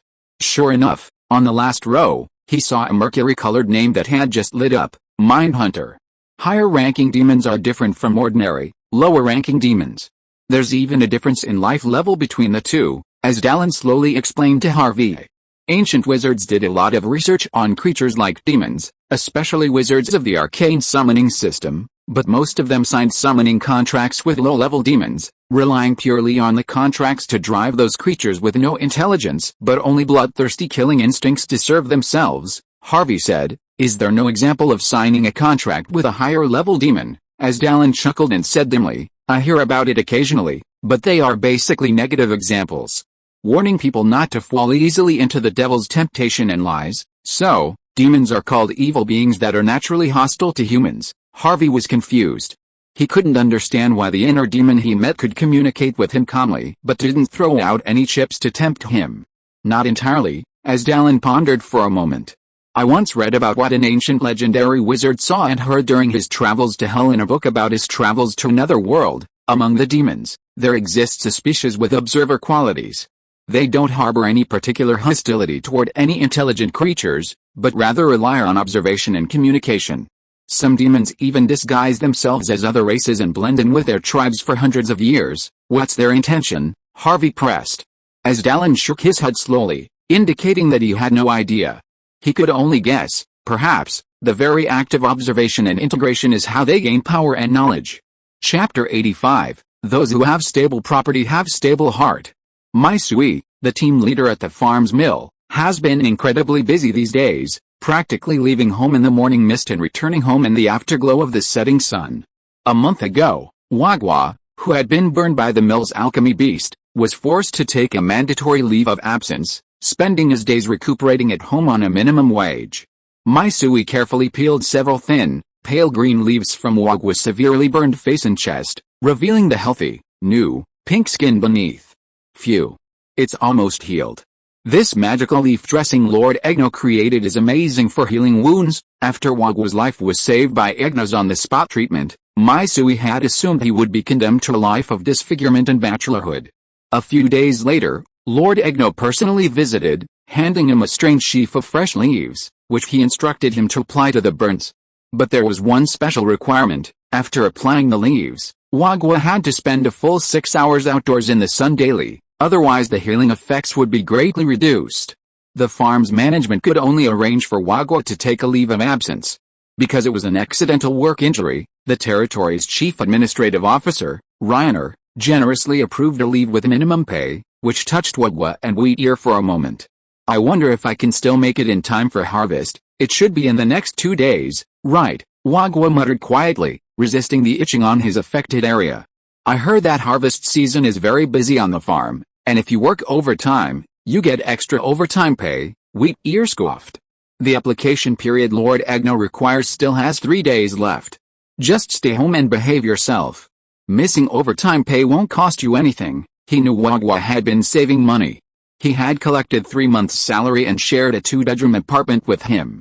He only bought cheap bread and wheat cakes from the convenience market for his daily staples, and he didn't even bother to buy a piece of bacon. The wages paid for farm work were not low in the entire territory, with a base salary of 80 gold yuan per month, plus additional overtime allowances. It was rare for someone to receive less than 100 yuan. Maisui had heard privately that the ordinary soldiers in the Lord's private army only received a monthly salary of 120 yuan, and their only advantage was that their food and lodging were included. 1 gold yuan could buy a full 2 pounds of barley bread, and 2 pounds of bread a day was enough for a manual laborer to eat comfortably.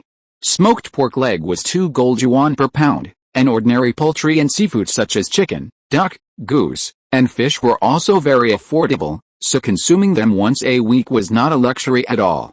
As long as one didn't consume the most expensive processed foods from the convenience market every day, such as golden fried pork chops, honey-cured venison, frozen wine, and smoked lamb, most people could live comfortably on only half their monthly salary. Always renting a house makes me feel uneasy, Wagwa muttered. I also want to get married and start a family.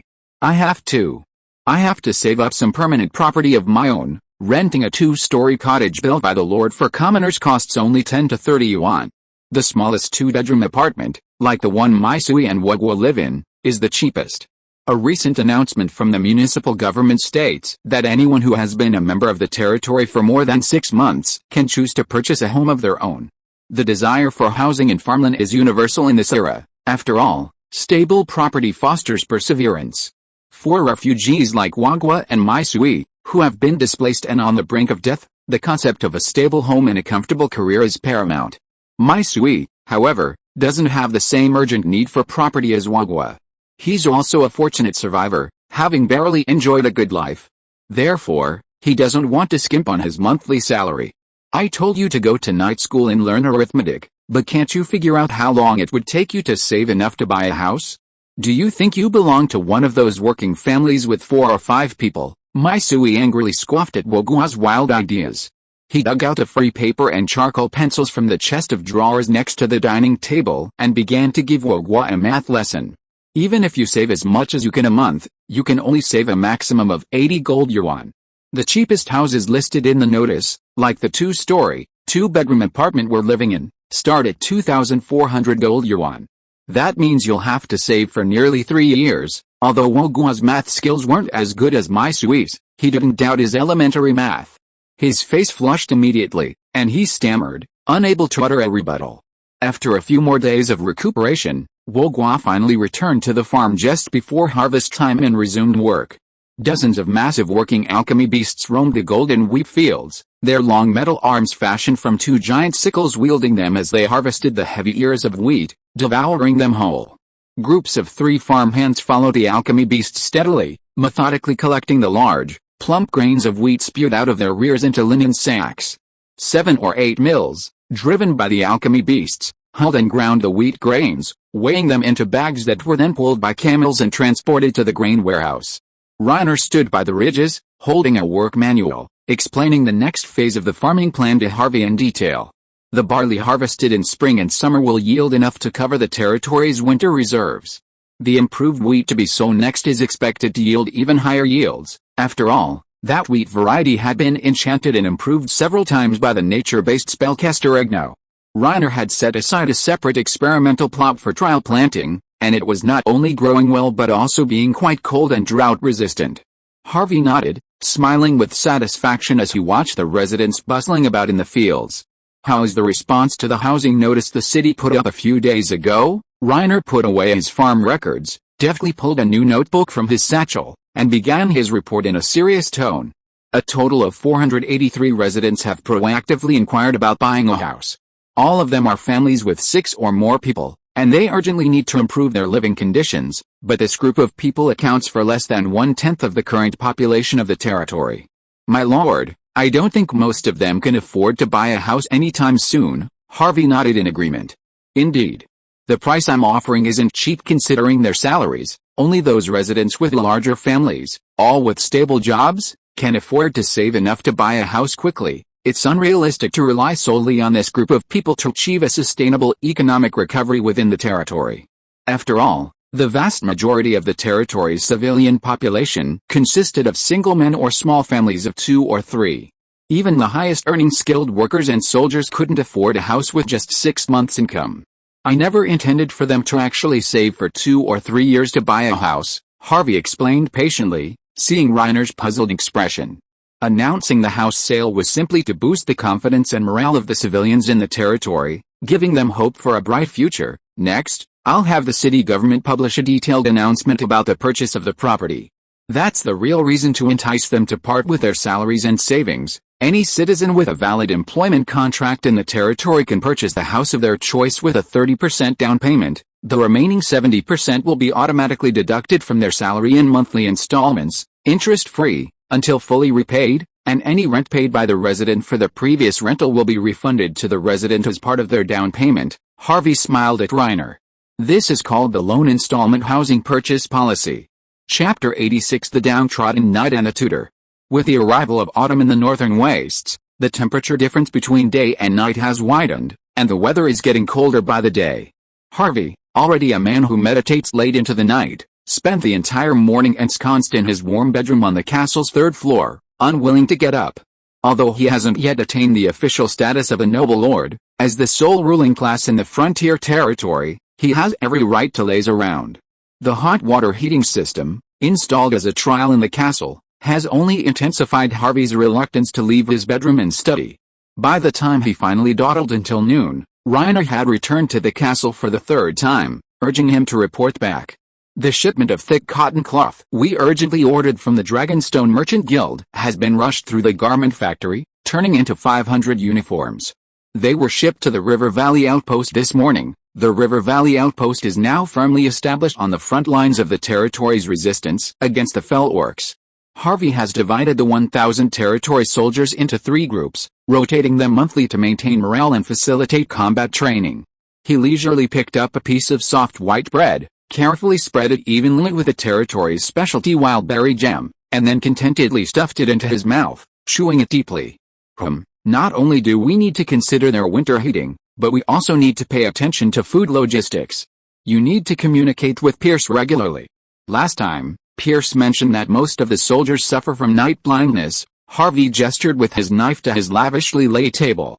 "Tell the logistics staff responsible for the soldiers' food to pay attention and provide them with more animal offal, fruit, fish, and newly planted carrots and other vegetables, and deliver them promptly after harvest." Reiner nodded, seemingly understanding, and dutifully wrote down Harvey's request. The construction of the territory's city wall is progressing very quickly.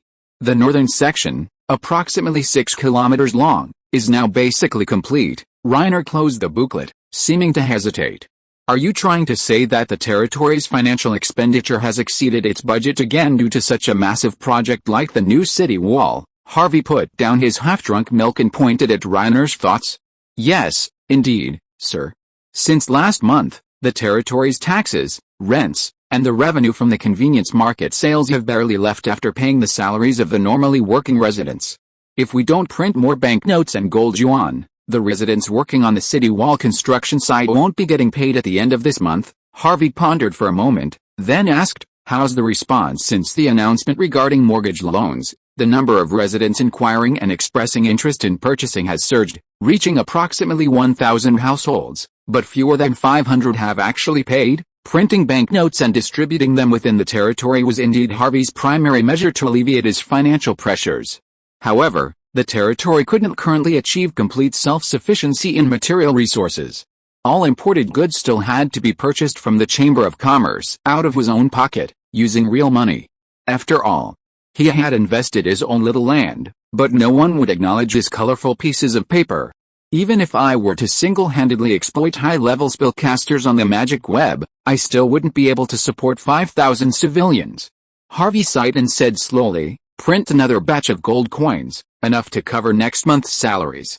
But at all costs, food prices must remain unchanged, not a single cent higher. Also, open up the convenience market, allowing residents to freely trade their excess goods. Taxes will remain at the original rate. Uriel had only been in the pioneering territory for less than 2 weeks, but life wasn't going well. Unlike most civilians, who were originally refugees from the wastelands, he was an apprentice knight from a small border principality on the southern continent. He had been captured in battle with the fell orcs last winter, had his arm severed, and was then taken back to the north by the fell orcs. During his captivity, his knightly sense of honor led him to contemplate suicide countless times to avoid further insults from these barbarians, but he was stopped by a kind old man who had been captured with him. The old man, named Corin, had come to live with him in the territory. They had been rescued and taken in by soldiers from the frontier territory after a raid on the fell orc camp in the Ice Valley. They now rented a single-story, one-bedroom cottage. Uriel, a small landowner who owned fields and farms back home, found their current living conditions acceptable, though it was better than being locked in a wooden cage by fell orcs, exposed to the sun and rain. The problem was that Uriel was already a cripple with a missing arm, and Corin's father suffered from severe foot ulcers, making it impossible for him to stand or walk for long periods, forcing him to spend most of his time in bed. Unable to find a stable job, the one-armed Uriel resorted to doing odd jobs at the ironworks, sorting and disassembling discarded fell orc weapons apparently sent from the front lines. This part-time work only took half a day, and the pay was $1 gold, enough for him and his father to buy some wheat cakes to keep them fed. He spent the rest of the afternoon wandering the bushes and woods outside the territory's walls, trapping small game like rabbits and pheasants to sell at the local market.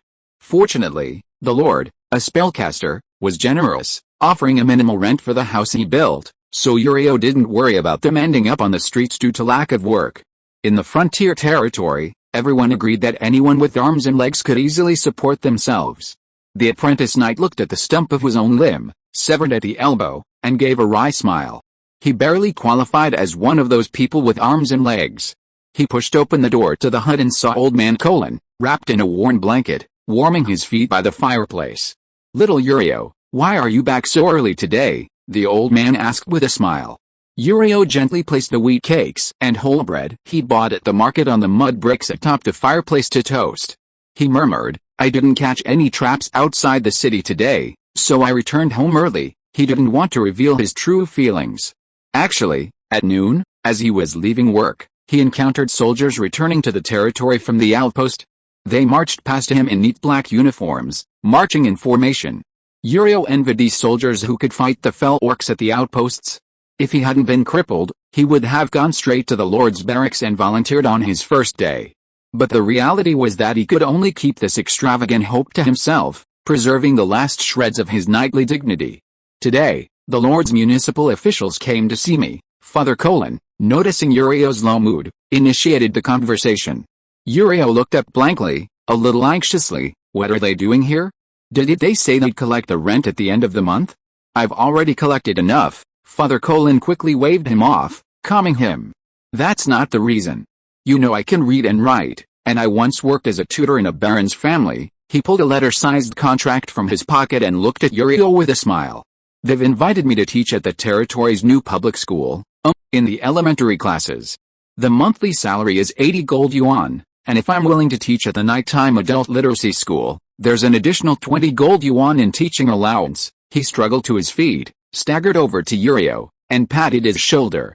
"Don't worry, we're not useless. We're lucky enough to have made it to the frontier territory alive.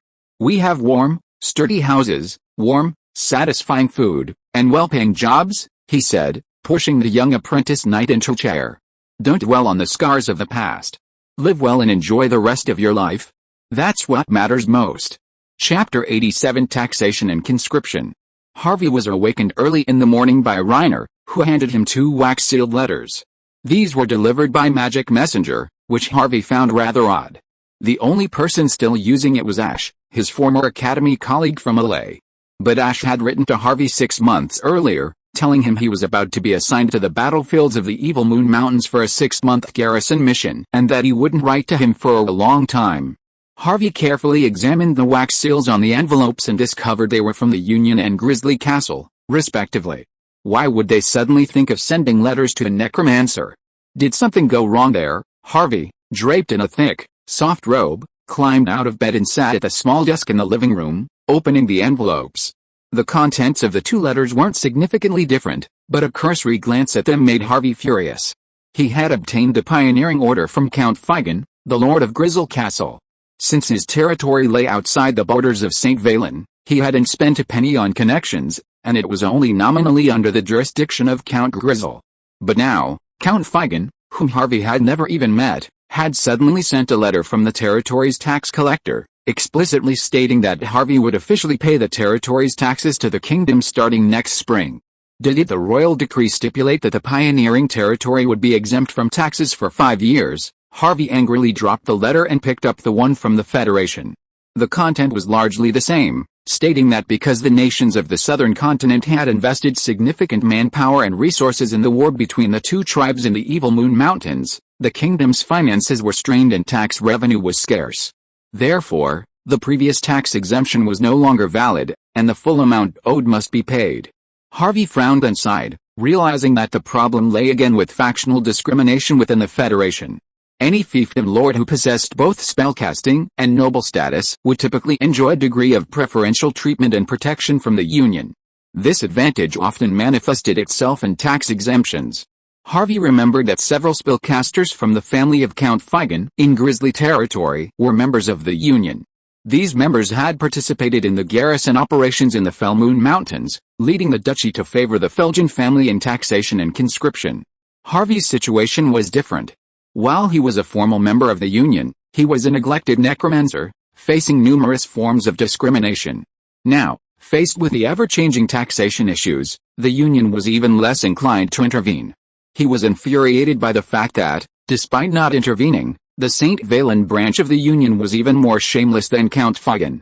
Knowing that he was a research spellcaster, they had actually offered him a 3-month garrison assignment in the Fellmoon Mountains as an auxiliary mage to assist the battle mages. How can a necromancer like me assist a battle mage? Should I just get a few zombies to massage his legs and wash his feet? Harvey's thoughts grew angrier. The memory of the false accusation orchestrated by investigator Burko of Jackdaw Town resurfaced. That man had been sent to the headquarters in Dallas for investigation. And aside from a perfunctory apology from the headquarters, Harvey hadn't received a single follow-up message. It was probably just another formality, a 3-drink penalty. Harvey felt a vague unease, remembering that he hadn't proactively reported the changes to his membership information to the Federation after his promotion to mid-level spellcaster. He wasn't afraid of the arbitrary taxation of ordinary nobles like Count Figan.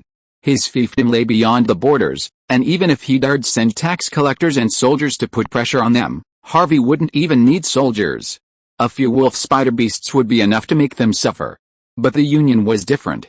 As far as Harvey knew, aside from the dozen or so spellcasters stationed at the Jackdaw Town branch, the Principality of St. Valen alone had over 50 combat spellcasters stationed there. This was merely a public display of strength. Behind the scenes, the Union likely employed numerous combat mages disguised as research spellcasters to suppress the Church's influence. Harvey couldn't afford to provoke such a behemoth as the Union. Furthermore, if word of the various banned inventions and super weapons he had developed within his territory leaked, it would likely lead to a full-scale Union investigation. If Harvey had been given 3 to 5 years to develop his skills, he was confident he could establish an independent force in the northern wastes, capable of competing with the surrounding fiefdoms and Union branches. I have to find a way to get this thing over with, buy myself enough time to develop. Fran McCollum now enjoyed sneaking back home from the Union offices whenever he had free time, spending countless hours on the Magic Web Spellcaster forum. Everyone on this forum is a talented spellcaster, and they're all very pleasant to talk to. Even if they weren't engaging in academic discussions, simply chatting about interesting gossip among spellcasters was much more enjoyable than dealing with the mountains of paperwork in the Union's affairs department. He excitedly entered his forum username and logged into the Magic Network forum when he received a private message from an unfamiliar member. Kilthuzid, is Mr. Shield available? I have a favor to ask of you. Fran frowned in confusion. This unknown member seemed to rarely post on the forum, and he had never spoken to him at all. However, according to the Quinn brothers, he was a feral alchemist independent of the Alchemical Quest Society, a sincere person, and dedicated to his research. Since he had been certified as a friendly by the Quinn brothers, and was one of the first spellcasters invited to the forum, Fran couldn't afford to be too cold or rude. Shield, hello, I just logged in. How can I help you? Please tell me.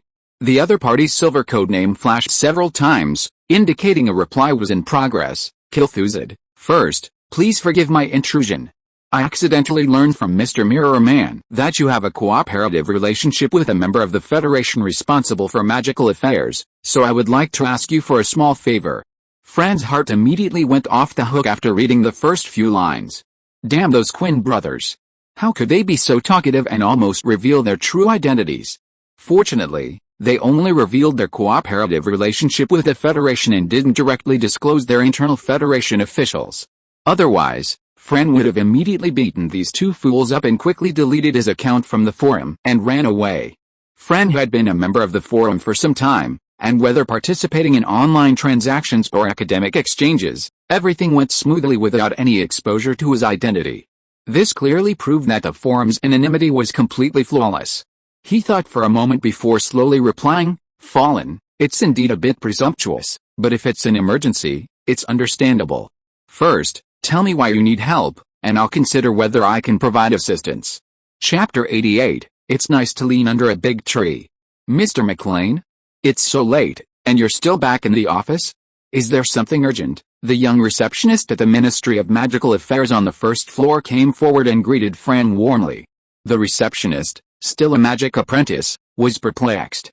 This deputy director of magical affairs was usually the last one to arrive and the first to leave every day, so why did he, for once, volunteer to come back after work to work overtime? Did the sun rise from the west? Fran gave a perfunctory hum and hurried upstairs to his private office. He summoned a magical hand, which brought down thick stacks of paper documents from the high filing cabinets and piled them on his desk. Fran snapped his fingers softly, and the dozens of files stacked on the desk suddenly unfolded without a breeze, as if being rapidly flipped by invisible hands. This was a modified version of Fran's own creation, an advanced supplementary spell for the Mage's hand, Macallan's Phantom Hand. Following the name provided by Mr. Kilthuzid, he quickly began searching through the piles of documents, quickly finding his target in a file marked with the insignia of the Union's combat division. Harvey Floyd, research spellcaster, junior necromancer, graduated from. Fran glanced at it briefly and immediately saw the problem. How could a research spellcaster, and a junior necromancer at that, be on the combat division support list? Fran frowned and muttered to himself. In the past, during times of intense fighting in the Evil Moon Mountains, spellcasters had indeed been temporarily called upon to reinforce the battlefield, but these calls were limited to registered combat mages or nature spellcasters skilled in healing. He seemed to have never encountered a case of a research necromancer being drafted into the army. Furthermore, judging by the order of the list and the time of submission, it seemed as if Mr. Floyd had been unexpectedly added to the list at the last minute, just as the documents were being signed and approved. It seems this mage has offended some high-ranking member of the Federation. Fran, with extensive experience in officialdom, keenly perceived the potential problem. His resume indicated he came from a commoner family, not a family of spellcasters or nobles. He attended an obscure undead academy in a small principality in the central continent and studied under no renowned teachers within the Federation. His honest background and unremarkable academic record meant he could only have come into contact with members of a local Federation branch after graduation, perhaps experiencing discrimination and unfair treatment, leading to falling out and causing this unprovoked misfortune. Fran was pleased with his conclusion, which suggested he could freely intervene in this matter without worrying about offending any of the Federation's higher-ups. And the reason was perfectly legitimate. Simply pointing out the irregularities in the recruitment document and comparing them to past practices would easily resolve the issue. Fran then pulled out a piece of white paper and swiftly wrote a few lines of approval with a quill pen. He then signed his name, tucked it into the recruitment document, and dropped it on his secretary's desk. The secretary would likely find the approval the first thing she'd see the morning after arriving, and the irregularities should be resolved within a day. Just signing my name to help Mr. Gilthuzid with a minor issue, 20 points for easy money, ha ha ha. As for why this forum member, a high-level alchemist, had a descendant of a junior necromancer, Fran didn't want to delve into the details. Perhaps it was some illegitimate child issue stemming from some romantic debt. Harvey smiled with satisfaction at the reply from Mr. Magic Shield on the forum. Sure enough, a high-ranking member of the Federation had resolved his biggest concern so quickly and even thoughtfully disclosed the possible irregularities in this impromptu recruitment. Mr. Magic Shield was hinting that he might have offended someone within the Union. Even Harvey could understand the reason. It must have been the work of those members of Burko's faction, those who discriminated against necromancers. Having connections up there makes things easier, Harvey sighed, stretching lazily in his chair. Having successfully evaded this unfortunate battlefield call-up, the remaining issue was wrangling Earl Fagan, the ever-changing Lord of Grizzly Castle, over the issue of taxation in the frontier territory. With ordinary nobles, Harvey wouldn't be so cautious. Although the other party was a distinguished earl, he had clearly violated the laws of the kingdom, so he could simply refuse to pay taxes. But the nobles, as always, were known to resort to force when dealing with such exploitation. Harvey would simply be wary of the possibility of a military raid on his territory. He immediately summoned Reiner and asked him to send half of the wolf spider beasts responsible for daily patrols and guards in the territory to the forests of Jackdaw Ridge, so as to predict in advance whether the enemy had any intention of attacking. And send a message to Pierce, asking him to send a smart junior officer, disguised as a servant who buys supplies for me, to the teleportation warehouse I opened in Jackdaw Town and keep an eye on the movements there at all times. Harvey watched Reiner carefully taking notes on his work, and suddenly asked curiously, Reiner, why don't you wear the mechanical arms I designed for you? He suddenly recalled that Reiner usually did not wear the mechanical prosthetic limbs he designed himself whenever he needed to go out for work or work in the municipal department. Hearing Harvey's question, Reiner awkwardly put away his pen and paper, mumbling, sir, I really like the mechanical prosthetics you designed, but Egno and the others they said I looked like a monster with them on, but I used them when I was working in the lab and the magical arsenal, and they're really useful. Reiner seemed afraid of hurting Harvey's feelings and tried desperately to explain. Harvey laughed heartily at this, as if suddenly realizing something. He walked over to Reiner and patted his shoulder in comfort. I'm sorry, I didn't consider the appearance when I designed this equipment. He paused, trying to suppress a laugh. Don't worry too much about what others think. You know, in ancient times, the first wizards who learned to manipulate magic and cast spells were also called servants of the devil and evil monsters. He couldn't help but imagine Reiner, equipped with 6 snarling metal tentacles, walking through the territory, terrifying the people and avoiding him. He still found it a little funny. Although my impression of Dr. Octopus is that he's a villain, he's really handsome. It's just that they don't know how to appreciate him. If you are listening to this novel on a channel other than Fanfic World, it means it was downloaded and re-uploaded without effort. We warmly invite you to visit our channel, Fanfic World. There you will find the original version of this story and many other novels of various genres. We look forward to seeing you dive into a world of incredible novels. Chapter 89 Forum Codename Mindhunter. Phil Holden logged into the Magic Network forum promptly that evening and was surprised to find a member codename he had never seen before suddenly at the end of the list. Mindhunter? When did this new member join? Why haven't I heard anyone mention him? He vividly remembered the frenzied bidding at the last forum auction for the invitation slot. Could this be the member invited by Mr. Magic Shield? No, A new member had joined a few days ago, but they didn't have speaking privileges and shouldn't be able to participate in the discussion meeting today. Puzzled, Phil pressed the typing button on his magic brain device and joined the weekly discussion meeting's customary opening greetings. Elemental hand, praise Mr. Turing. Good evening, everyone. Frost Giant, I heard that the combined forces of the Union and the Church have completely overrun the magic stone mining areas of the Evil Moon Mountains. I wonder if this news is true? Spell Shield, that's basically true, but there are still several demonic spellcaster squads harassing and attacking the mining area, making it impossible to mine magicite normally. Frost Giant, haha, isn't it because they're too eager to divide up the mining share of that magicite vein? The more anxious they are, the more unlucky they are. Harvey couldn't help but laugh out loud as he sat in front of the screen, watching the Frost Giant's words. His gloating expression was so obvious, it seemed his anonymous forum account would be taken down soon. Forest Heart, the war between the two races is essentially a struggle for profit. Shadow Knight, the demons have only temporarily eased their offensive. After winter, they will surely return. When that happens, a brutal and bloody battle will rage over the magicite mining area. This new member's confident statement made Harvey wonder if he was actually on the battlefield in the Evil Moon Mountains, perhaps a high-ranking spellcaster from the Federation or the Wizard Kingdom Coalition. Everyone discussed the war situation for a while. A new message suddenly popped up on the crystal screen, which constantly displayed member chatter. But the member's codename was unfamiliar. Mindhunter, everyone, I have a question. Why are humans and demons so keen on war and slaughter? Shouldn't short-lived beings be more afraid of death? The lively discussion froze in an instant, and a strange thought crossed the minds of all the spellcasters participating in the exchange meeting. What kind of a human identity was this new member who asked such a strange question? In the minds of spellcasters, even the elves, with an average lifespan of over 200 years, wouldn't so casually refer to humans and demons, a race with a lifespan of less than 100 years, as short-lived beings.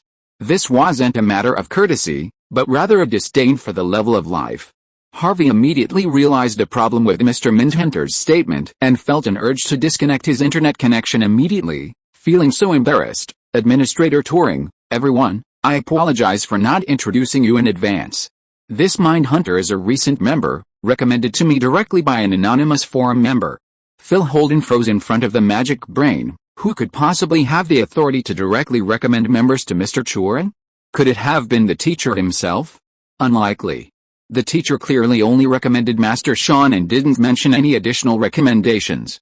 Furthermore, this Mindhunter spoke in a distinctly unhuman manner. While it was unknown what kind of ancient, long-lived alien race he was, having been personally approved by Mr. Turing meant he was at least on par with a legendary spellcaster like the teacher. HMPH, the spellcaster forum does indeed have some other races mixed in. Despite his hot temper, Phil wasn't clueless. He had long been aware of the unique nature of this magic network forum. That was the suggestive words that Administrator Turing had spoken when he first joined. The spellcaster forum upholds the principles of freedom, openness, inclusiveness, and anonymity, unconstrained by any secular rules.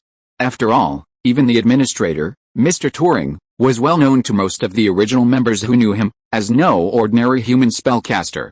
It's not surprising that the forum includes elves, burrowed dwarves, and even hostile races like demons and sea dwellers.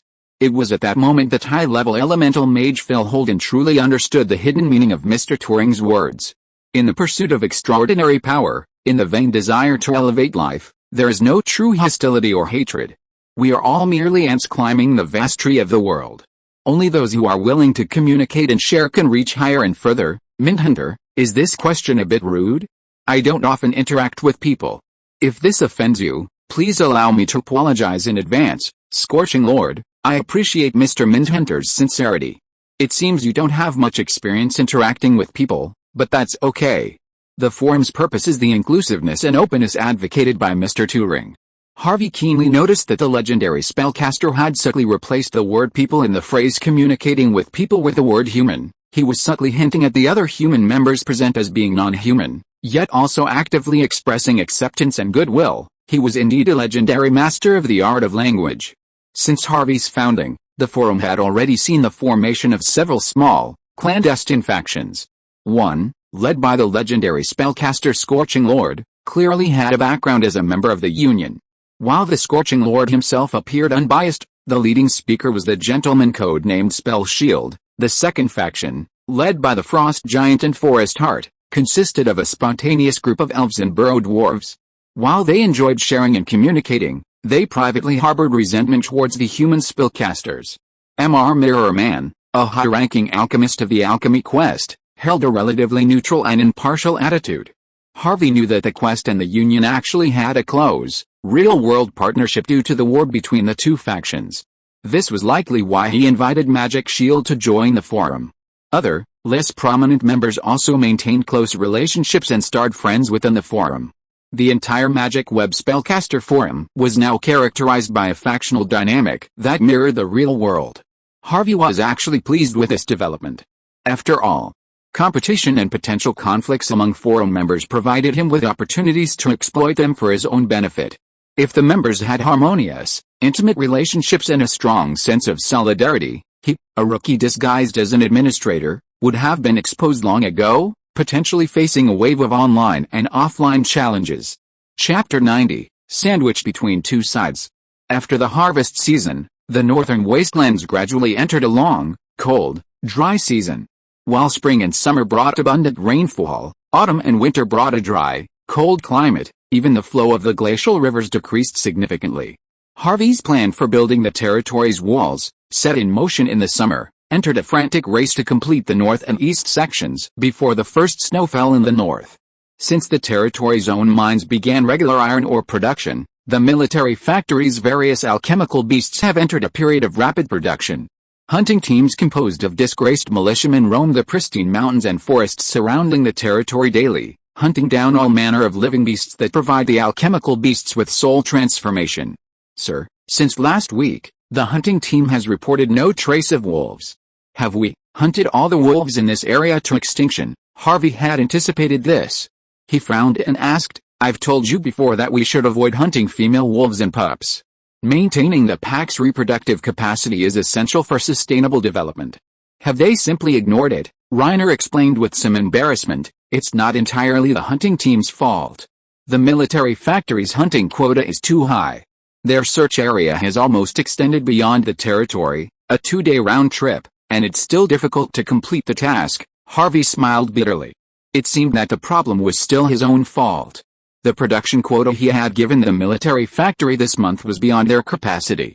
But there was no other way. The alchemy wolf's range of application was too wide. Daily patrols and security in the territory were basically carried out by a small number of patrol soldiers, leading a large number of alchemy wolf.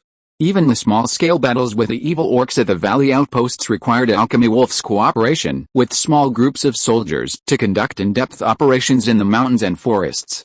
The territory's hunting teams naturally needed the cooperation of the wolf spider beasts, otherwise, they'd be practically stranded and facing numerous dangers in the pristine mountains and forests. Harvey even noticed some time ago that the ranch staff had begun using wolf spider beasts to herd the cattle and sheep.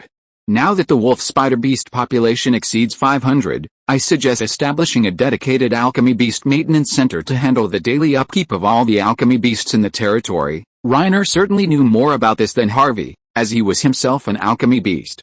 Then we could create a separate training program within the adult night school and recruit a group of skilled workers to specialize in this. From the outset, Harvey had prioritized literacy and vocational training.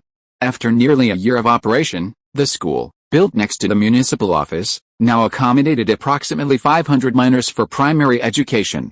The nighttime adult literacy school also achieved an enrollment rate of over 10% of the territory's residents. Considering that at that time, the literacy rate for ordinary citizens in the southern continent was less than 1%. Harvey's immediate demands weren't high. It was sufficient for the public to be able to read and understand his various decrees and proclamations. However, those joining the territorial municipal administration must ensure 100% literacy and literacy. There could be no slack in this area. Any new developments or news from Pierce's River Valley outpost? Harvey had been feeling somewhat fatigued lately, having neglected to read Pierce's daily outpost reports for several days. The fell orcs are appearing more frequently on the north bank of the river valley than before, and seem to be regrouping. However, their headquarters remains in the valley 10 kilometers from the Glacier River. The permanent troop strength at the River Valley outpost had stabilized at around 300. As the outpost commander, Pierce unwaveringly adhered to Harvey's rotational training policy, rotating approximately 200 troops each month. This allowed all soldiers who had completed basic training the opportunity to directly participate in small-scale battles against the fell orcs and practice actual combat. But Harvey's territory was currently facing threats from two directions. The fell orcs to the north were clearly poised for action. To the south, Earl Fagin of Grizzlehold wouldn't remain pacified for long. After all, 3 temporary tax orders sent by the enemy through the Union had been ignored by Harvey, with not even a perfunctory reply. Harvey had a vague feeling that a violent conflict between him and Earl Grizzlehold was inevitable. To avoid exposing the specifics of his territory, he had prepositioned a battlefield for this conflict in the southern mountains of Jackdaw Ridge, intending to directly repel the enemy from outside his territory. With Pierce tied to his outpost in the river valley, the task of proactively detecting enemy movements fell to Arstulin. He had been roaming Jackdaw Ridge with his wolf spider beasts and several squads of soldiers, establishing outposts and temporary camps. There are still too few capable people around us. Everyone's juggling multiple roles, completely unable to get out of the way. Harvey recalled his recent slacking behavior and felt a sudden surge of shame. I need to get my act together. I can't be lazy anymore. Reiner, have the military factory reduce their production plan slightly this month and allocate a group of workers ahead of time to begin preparing the alchemy beast repair center. I want to see results as early as next month. Have the magic stones at Egno's large beetle farm drop in. Don't worry about inventory issues, a new batch will arrive before winter. By the end of this month, I'm requiring all soldiers in the territory to be equipped with ammunition-equipped magic rifles. The biggest problem with the military's current weaponry isn't a shortage of new firearms, but rather a shortage of magic bullets. Extensive live fire training, frequent rotations, and frequent small-scale battles are constantly depleting already limited ammunition reserves. But Harvey knew full well that an army's combat effectiveness and combat experience depended entirely on a steady supply of ammunition and logistical supplies, so he dared not skimp on this aspect. Besides the magic stone procurement channel from forum member Frost Giant, the Dragonstone Chamber of Commerce had also recently been supplying him with large quantities of low-level magic stones, but Harvey still felt it was not enough. Once the new small digging alchemy beasts were assembled and mass-produced, he would begin mining the magic stone vein beneath his main castle. Currently, this work was still in the secret preparation stages, and Harvey decided to mine a small amount first and invested in the production of guns and ammunition at the magic weapons factory to see if the quality of the first batch of magic stone would live up to his expectations. After all, applying high-level charged magic stone to mass-produced magic weapons was something no one else besides Harvey had the opportunity to attempt. I hope we're sitting on a real magic gold mine, not a powder keg. Chapter 91, Taxation in Public and Robbery in Secret. At dawn, a vast procession slowly advanced along the rugged mountain paths of Jackdaw Ridge. The narrow path, barely wide enough for 2 or 3 horses, forced the dozens of knights at the front of the procession to lead their horses on foot. The banners held high by their retinue and the family crests emblazoned on their cloaks and saddles revealed that this group was under the command of Count Fagin of Grizzly Castle. The knights were equipped with long-maned horses, a specialty of St. Valen's capital. Their powerful running force and size were significantly larger than those of ordinary horses, making the steep mountain path a difficult task. Count Fagin's knights appeared formidable, their pristine armor adorned with elaborate family patterns embroidered on their cloaks, and their waists cinched with dark red gold silk sashes. The Count of Grizzly commanded a total of 200 of these elite knights. This was a force cultivated and trained over generations by a landed earldom. Even the Royal Knights of St. Valen numbered only 500 well-trained knights. Leading the charge was Baron Stewie, Count Fagin's nephew and a member of the Grizzly Knights. The Baron, without a trace of composure, barked at the sparsely packed group behind him, urging them to accelerate. To bolster the force, they had also recruited over 200 mercenaries and militiamen, equipping them with cheap leather armor and a variety of inferior weapons. These men were undisciplined, moving sparsely along the mountain path, chatting and laughing loudly, stretching the group and causing the knights and their followers at the front to frequently pause and wait for those behind them to catch up. "Your Excellency," the slightly portly tax collector said, slightly panting, straining at the reins of his horse as he approached Stewie. According to the people in the town's Chamber of Commerce, after crossing Jackdaw Ridge and continuing toward the wasteland for about a day's journey, we'll reach the territory of that mage, Harvey, He scratched his head and asked inquiringly, "Should we rest for the night at the foot of the northern slope and then enter the territory to meet with the Lord the next morning, or?" Stewie scoffed. "Lord? He doesn't even have a noble title, just a junior mage, and a necromancer, the most disliked by the Union." He waved his hand gently, signaling the knights in attendance following behind him to stop and rest for a while, waiting for the larger group to catch up. He and the tax collector then walked a distance forward, away from the crowd behind them. "You don't think we've come all this way to this desolate wasteland just to collect the 1,000+ gold pound pioneer tax, do you?" Stewie asked lightly. The tax collector, a seasoned veteran in his 50s, quickly whispered, "So, the Earl believed that rumor? A gold mine is suspected to have been discovered in the pioneering territory of the northern wastes." This rumor had, for unknown reasons, been circulating within Grizzly Castle for half a year. Many lesser nobles, without fiefdoms, were whispering that the young wizard, impulsively crossing the border mountains to establish a fiefdom in the northern wastes, had stumbled upon a gold mine. He seemed to have profited immensely from this, and for the next 6 months, he had been sending goods and provisions to the territory through various large chambers of commerce. This had the Earl of Grizzly Castle somewhat on edge, especially after learning that the other party had recruited a large number of refugees from the wastelands to enrich his territory. It was almost certain that the pioneering order he had issued so carelessly had inadvertently brought the other party immeasurable wealth.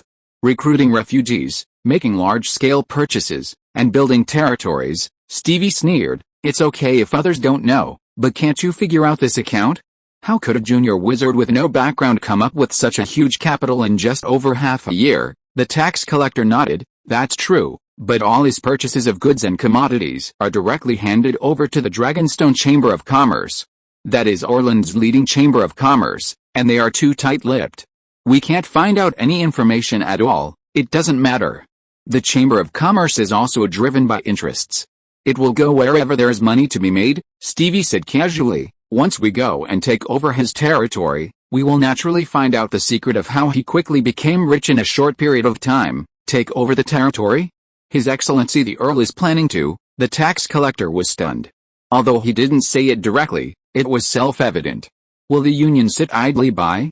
We dare not offend them lightly." The pioneer territory was invaded by a massive fell orc invasion. The spellcaster lord was outnumbered and tragically perished along with his people. "What does this have to do with us? We were the rescue team that received the call and rushed to help, but arrived too late." Baron Stewie shrugged, a hint of sinister intent in his words. As the sun gradually rose to the center of the sky, Stewie and his companions could see in the distance the outline of a small camp fortress at the end of the winding mountain road, barely visible beneath the dense forest. "Your Excellency, Baron, there are wooden spike roadblocks and sentry towers ahead, and we've even seen the territory's boundary markers," a knight's escort, who had been leading the way, reported back. "There are soldiers stationed behind the roadblocks and on the sentry towers. They're armed and don't look welcoming. It seems they've heard about this in advance. They have spies in Grizzly Castle and Jackdaw Town," Stewie said with a smile. "There's no need to rush into a fight right away. Let me negotiate with them first, and the rest of you can wait for my orders and move when the opportunity arises." This time, Earl Fagin had generously authorized 30 elite knights to take over the enemy's territory. Among them were several mid-level knights from knightly families who had awakened their bloodline powers. Any one of them was powerful enough to defeat more than a dozen ordinary mercenaries and militiamen. They mounted their horses and slowly approached the small camp blocking the mountain road. Before they could even challenge them, several militiamen dressed simply in black cotton uniforms emerged from the camp. The mounted knights, seeing the enemy lacking even the most rudimentary leather armor and carrying a strange long-handled weapon on their backs, its tip missing and resembling a firewood stick, all expressed extreme disdain. "This is Lord Harvey's fiefdom. May I ask what brings you here?" "We received no advance notice of any visitors entering the territory." The leading militiaman was a short-haired young man who looked barely 20 years old. He had a clear voice, a smile on his face, and seemed quite polite and pleasing. Stewie sat upright on his horse, one hand on the reins, his chin slightly raised as he replied haughtily, "We are the tax collectors, under orders from Lord Fagin, Lord of Grizzly Castle, bound for Mr. Harvey's frontier territory to collect taxes. Please allow us to proceed immediately and do not delay our progress." The camp apparently contained no more than 30 militiamen, barely equipped with armor or weapons. While direct action wouldn't be a major issue, he didn't want to waste too much time in this mountain encampment, potentially delaying his arrival at the frontier territory before nightfall. Using his status as Earl to force a direct release was the best option. The leading militiaman, still sporting a charming smile, chuckled as he asked his attendant for the Earl's personally signed tax decree and carefully examined the seal and notes. This young militiaman could actually read? Stewie frowned slightly and exchanged a glance with the tax collector, both of them incredulous. After reading the document, the other man carefully folded it back together, handing it back to his attendant. He then smiled at Stewie and said, "Lord Harvey has learned of the Earl's tax collection order, but due to the long distance between the two places, he hasn't had time to send the taxes to Grizzly Castle." He smiled and waved, and two black-clad militiamen came forward carrying a small wooden box and placed it on the ground in front of the knight's horse. "This is the tax that the Lord has prepared long ago. Please count it in front of me, and we will hand it over directly." Chapter 92, Execution by Lineup, Part 1. "This is the tax the Lord has already prepared. Please count it in front of us, and we'll just hand it over." The leading young militiaman politely bowed to Stewie and the tax collector, leaving the small box filled with gold pounds on the ground and preparing to return to camp. The tax collector, caught off guard by the sudden scene, coughed uncontrollably and glanced at Stewie with a hint of panic. "Baron, what should we do?" the messenger asked hurriedly, leaning in front of Stewie's horse. He had initially assumed the other party would simply refuse to accept this unreasonable tax order and was planning to use it as a primary excuse for his attack. Who knew, before even entering the frontier territory and meeting the Lord, the other party had already prepared the tax and was waiting at the border. Stewie blushed slightly, gnashing his teeth as he thought for a moment before shouting to the leading militiaman returning to camp. "Stop!" He glanced back at the knights in the rear and nodded slightly to the others. The knights immediately drew their sharp swords from their waists with a clang. The young militiaman who had returned to the camp roadblock turned around and looked in surprise at the knights sitting on horseback with their swords drawn. "My lords, the taxes have been paid in full. What are you doing?" Stewie no longer cared about any unnecessary noble courtesy and shouted, "I want to see Lord Harvey. Let me pass immediately, otherwise." The young militiaman's face immediately turned cold and replied indifferently, "The frontier territory is located outside the country. The Earl only has the right to levy taxes, not jurisdiction. Don't you know the laws of the duchy?" Stewie sneered, completely tearing his face apart.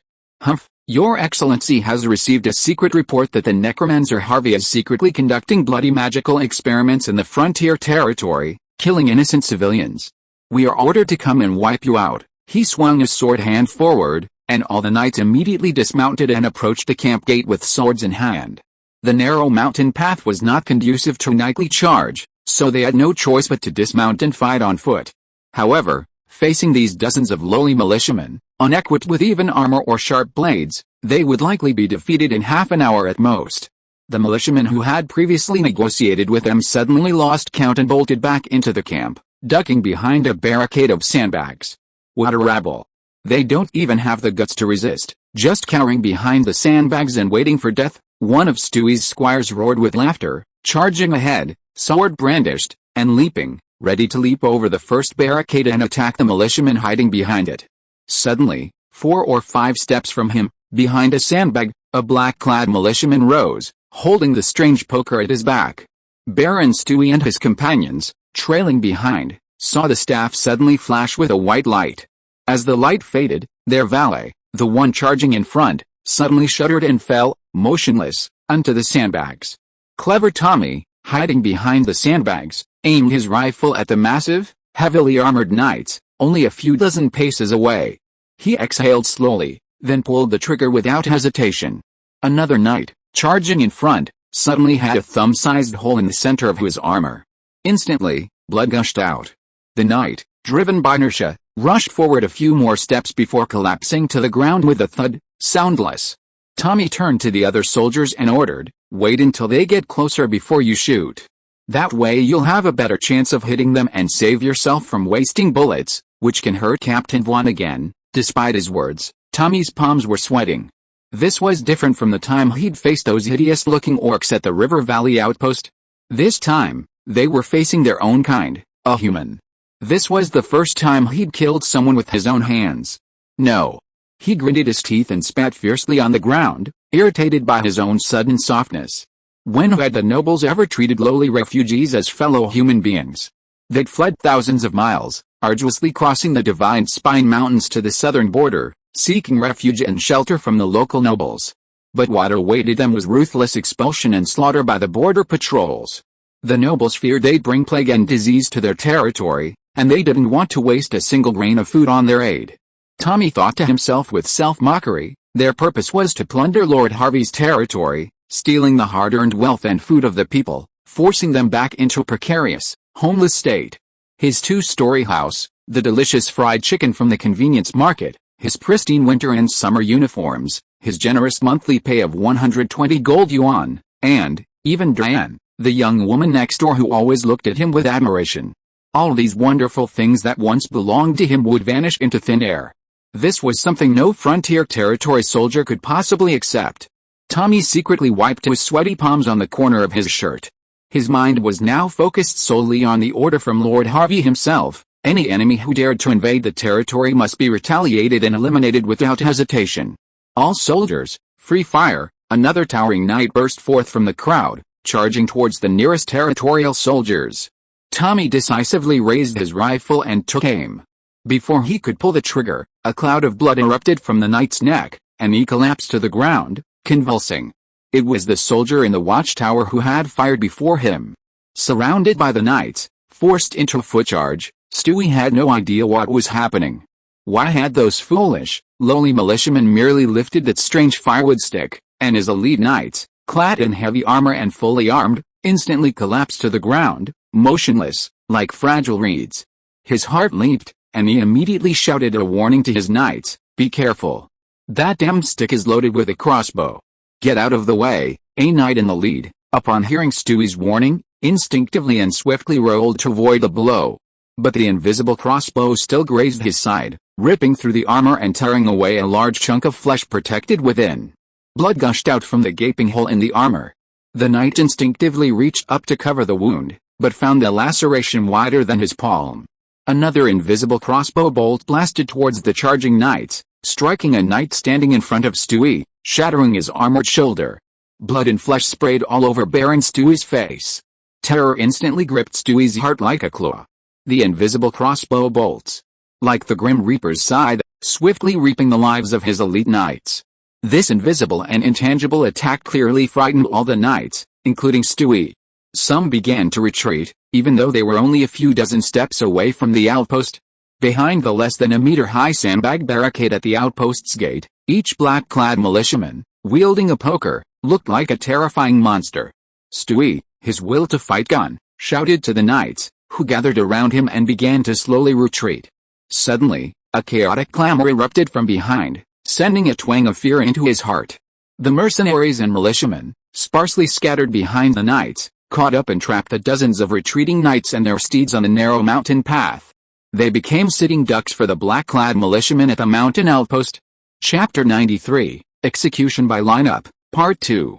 The mercenaries and militia that suddenly surged toward the knights weren't blocking Stewie and his men on the mountain path for no apparent reason. Amidst a chaotic crowd, Stewie saw dozens of terrifying metal monsters, shaped like giant spiders, suddenly appear at the foot of the gentle slope. They continuously drove the stragglers from his own group up the slope. Occasionally, a slower-moving soldier would fall behind, only to be swiftly attacked by these spider monsters, who would pierce their bodies with their sharp legs and drag them into the bushes beside the mountain path. In the camp, high up the mountain path, the terrifying invisible crossbow attack seemed to suddenly slow down. Stewie and the two bloodline knights beside him exchanged a glance in the chaos. Almost simultaneously, they realized their opportunity to counterattack. "It seems they've run out of invisible crossbows and arrows." The two bloodline knights nodded solemnly to Stewie and immediately turned and rushed towards the camp gate a few dozen steps away. Stewie, with his few remaining knights, followed closely behind. But at that moment, dozens of black-clad soldiers suddenly rose from behind the sandbags of the camp's barricades. Almost simultaneously, they raised their silver-inlaid firesticks and pointed them directly at Stewie's returning knights. "No. Get down." Stewie barely finished his words when he saw thumb-sized bloody holes appear on the armor of the knights and their attendants in the front row. A large number of the charging knights collapsed in an instant. Another row of more than a dozen black-clad soldiers rose to their feet, and the knights and horses in the ranks fell in a shower of blood, like wheat being cut. Only the fastest bloodline knight at the forefront managed to dodge the attack. He leaped over the sandbag barricade and swung his sword at a frightened black soldier with one hand, severing his arm cleanly. At the same time, 2 firesticks were brought to bear against his waist. Even flesh and blood, protected by steel armor, seemed so fragile and soft. Before the bloodline knight could swing his sword in defense, armor and flesh splattered across his waist, cleaving him in two as if cut in half. The knight's ranks finally collapsed. The knights who lagged behind the charging column loosened their horses' reins and, with all their might, pushed past the mercenaries pouring down the hillside, fleeing into the dense forest on the slopes to the side of the mountain pass. The mercenaries and militia had witnessed a bloody rout of the knights ahead and were unwilling to advance further and risk their lives.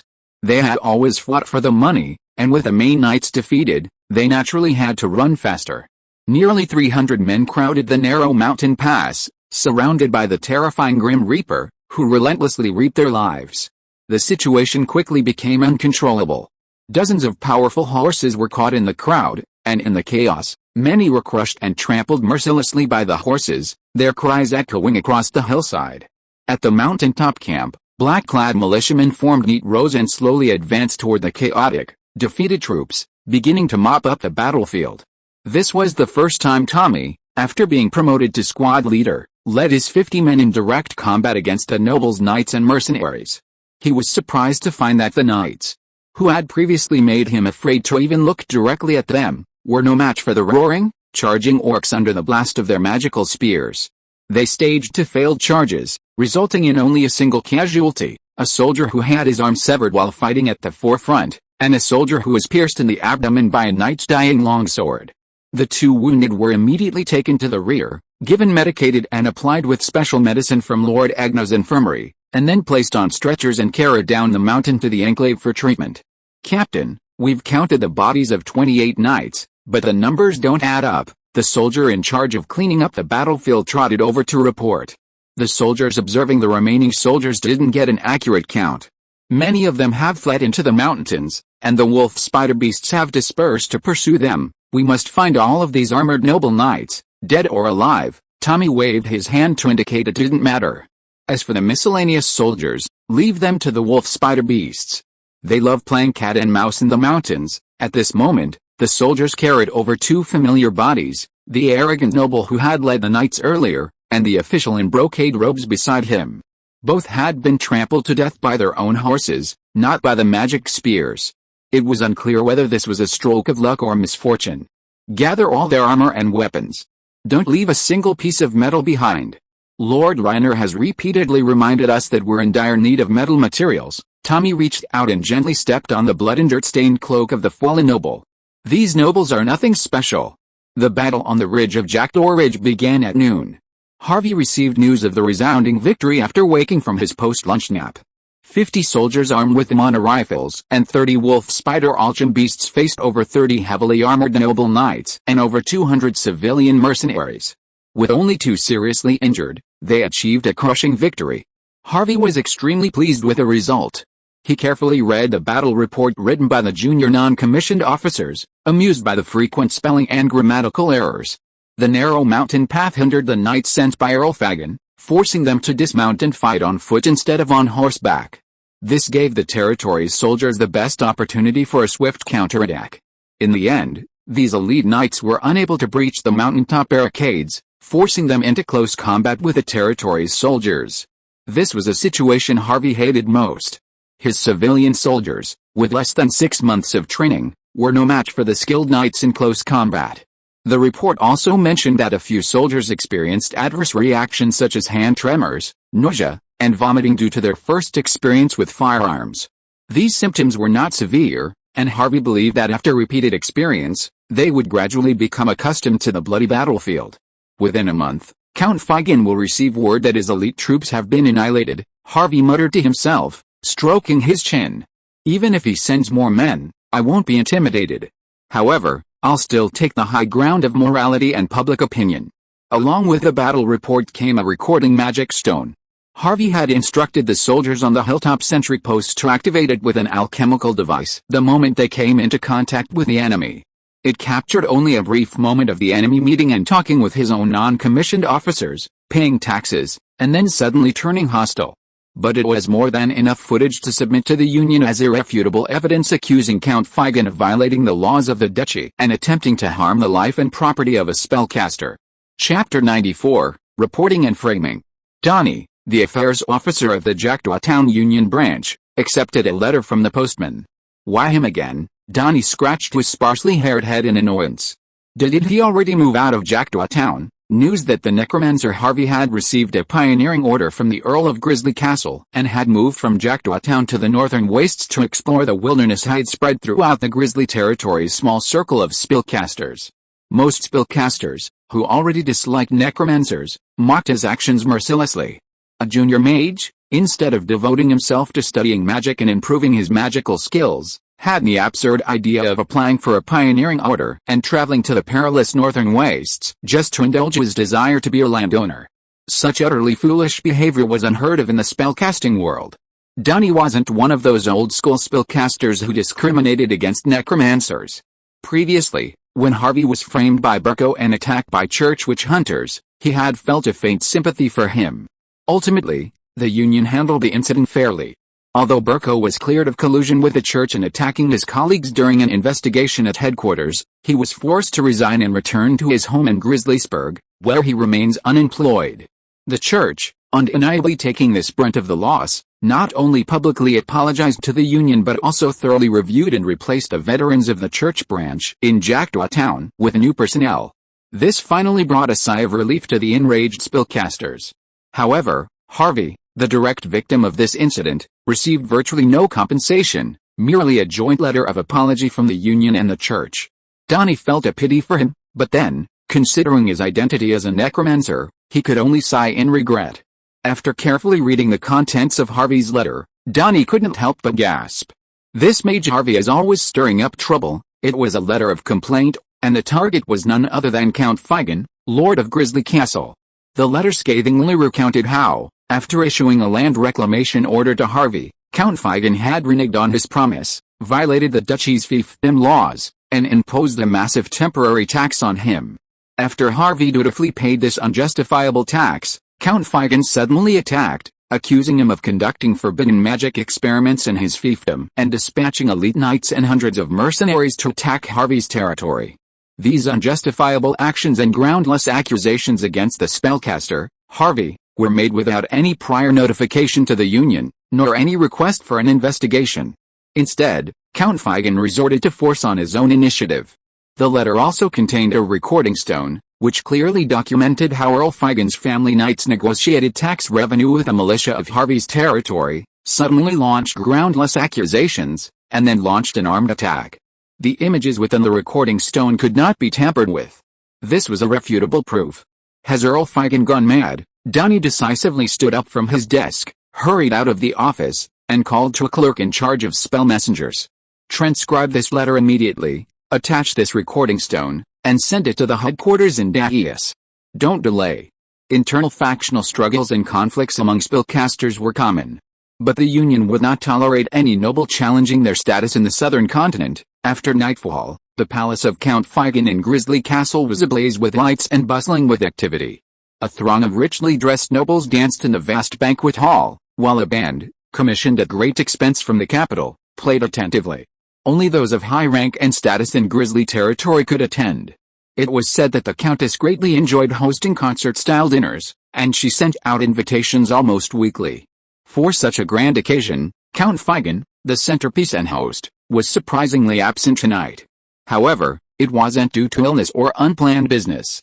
The Countess was in his private study above the banquet hall with several of his closest officials, furiously holding up a letter. Along with the letter was a blood-stained fragment of breastplate. The Countess's family crest had been destroyed by a hole that had penetrated the armor, shattering the beauty of the meticulously crafted suit. Bang! Earl Figen pounded his fist against the desk, his teeth chattering. With his sturdy frame and curly black hair, he looked like a raging grizzly bear. Stewie is dead. That damned necromancer actually killed a noble knight, Power struggles among nobles have always had an unwritten convention: no matter which side wins, utter annihilation is unacceptable. This is a matter of family honor and dignity. Whether they surrendered by laying down their weapons or were captured after fighting to the end, they were treated with a courtesy due to the nobility, waiting for the other family to raise a ransom or to exchange hostages. The clerk beside him took the thin letter from the Earl's generous hand, glanced over the entire letter, and said with fear, "Your Excellency." From the contents of the letter, the baronet launched the attack after the other party had paid the full tax. He also publicly claimed that he was carrying your order, accusing the other party of conducting bloody experiments and killing civilians. Earl Feigen gritted his teeth and said, "He's a fool. He thinks he has victory, and he recklessly uses my name to tear the other party apart, causing me a huge mess." Earl Feigen knew very well that he had indeed provoked this incident, and it was the rumor that spread among the nobles that had aroused his greed. But now, this plan of attacking under the guise of taxation has completely failed. The other party also has irrefutable evidence accusing him of violating the laws of the duchy and provoking war without cause. If he reports this directly to the Union, I'm afraid within 3 days, Grizzly Castle will be receiving visits from battle mages and magical affairs investigators. Perhaps the capital would also come under direct pressure from the Union. Then, he would be the only one left to be sacrificed, to bear the Union's wrath. A gray-haired old man in the study, who had been silent the entire time, suddenly coughed softly. Count Feigen immediately turned to him and asked with a hint of hope, "Master Angel, what are your thoughts on how this matter should be handled?" This old man, whom Count Feigen called Master, was his family's long-employed spellcaster consultant. He wasn't directly affiliated with the Union, but came from a prestigious spellcasting family in Daeus. Angel coughed lightly and said calmly, "Since the late Lord Stewie claimed that this necromancer harmed civilians, why don't we just prove this crime? Anyway, the reputation of necromancers has never been very good in the Federation.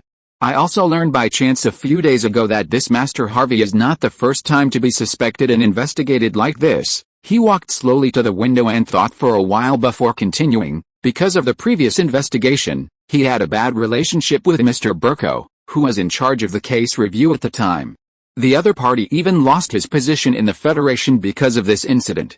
Now he's staying at home in Grizzly Castle with nothing to do. Investigation and conviction without evidence is indeed a false accusation, but if the evidence is irrefutable, then he deserves it. Count Feigen instantly understood the implications of Angel's words, waved his hand and ordered the clerk, "Invite Mr. Burko to the Earl's mansion as a guest immediately."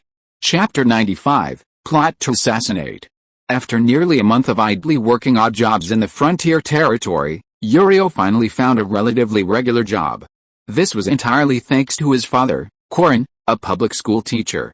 He had stumbled upon a tip from a fellow teacher that the territory's storage area was in urgent need of a warehouse keeper to count goods due to the autumn harvest and increased factory production. Since the job wasn't a long-term contract, requiring only 3 months, the salary wasn't generous, and the shift involved grueling night shifts. The city officials in charge of the storage area hadn't even bothered to publicly advertise the position, leaving no one interested. This was how Uriel inexplicably found the opportunity. Fortunately, the warehouse officials didn't mind his missing hand. All he needed was literacy, the ability to sign and stamp documents, and regular nighttime patrols. The warehouse he oversaw was a storage facility for scrap metal parts and materials.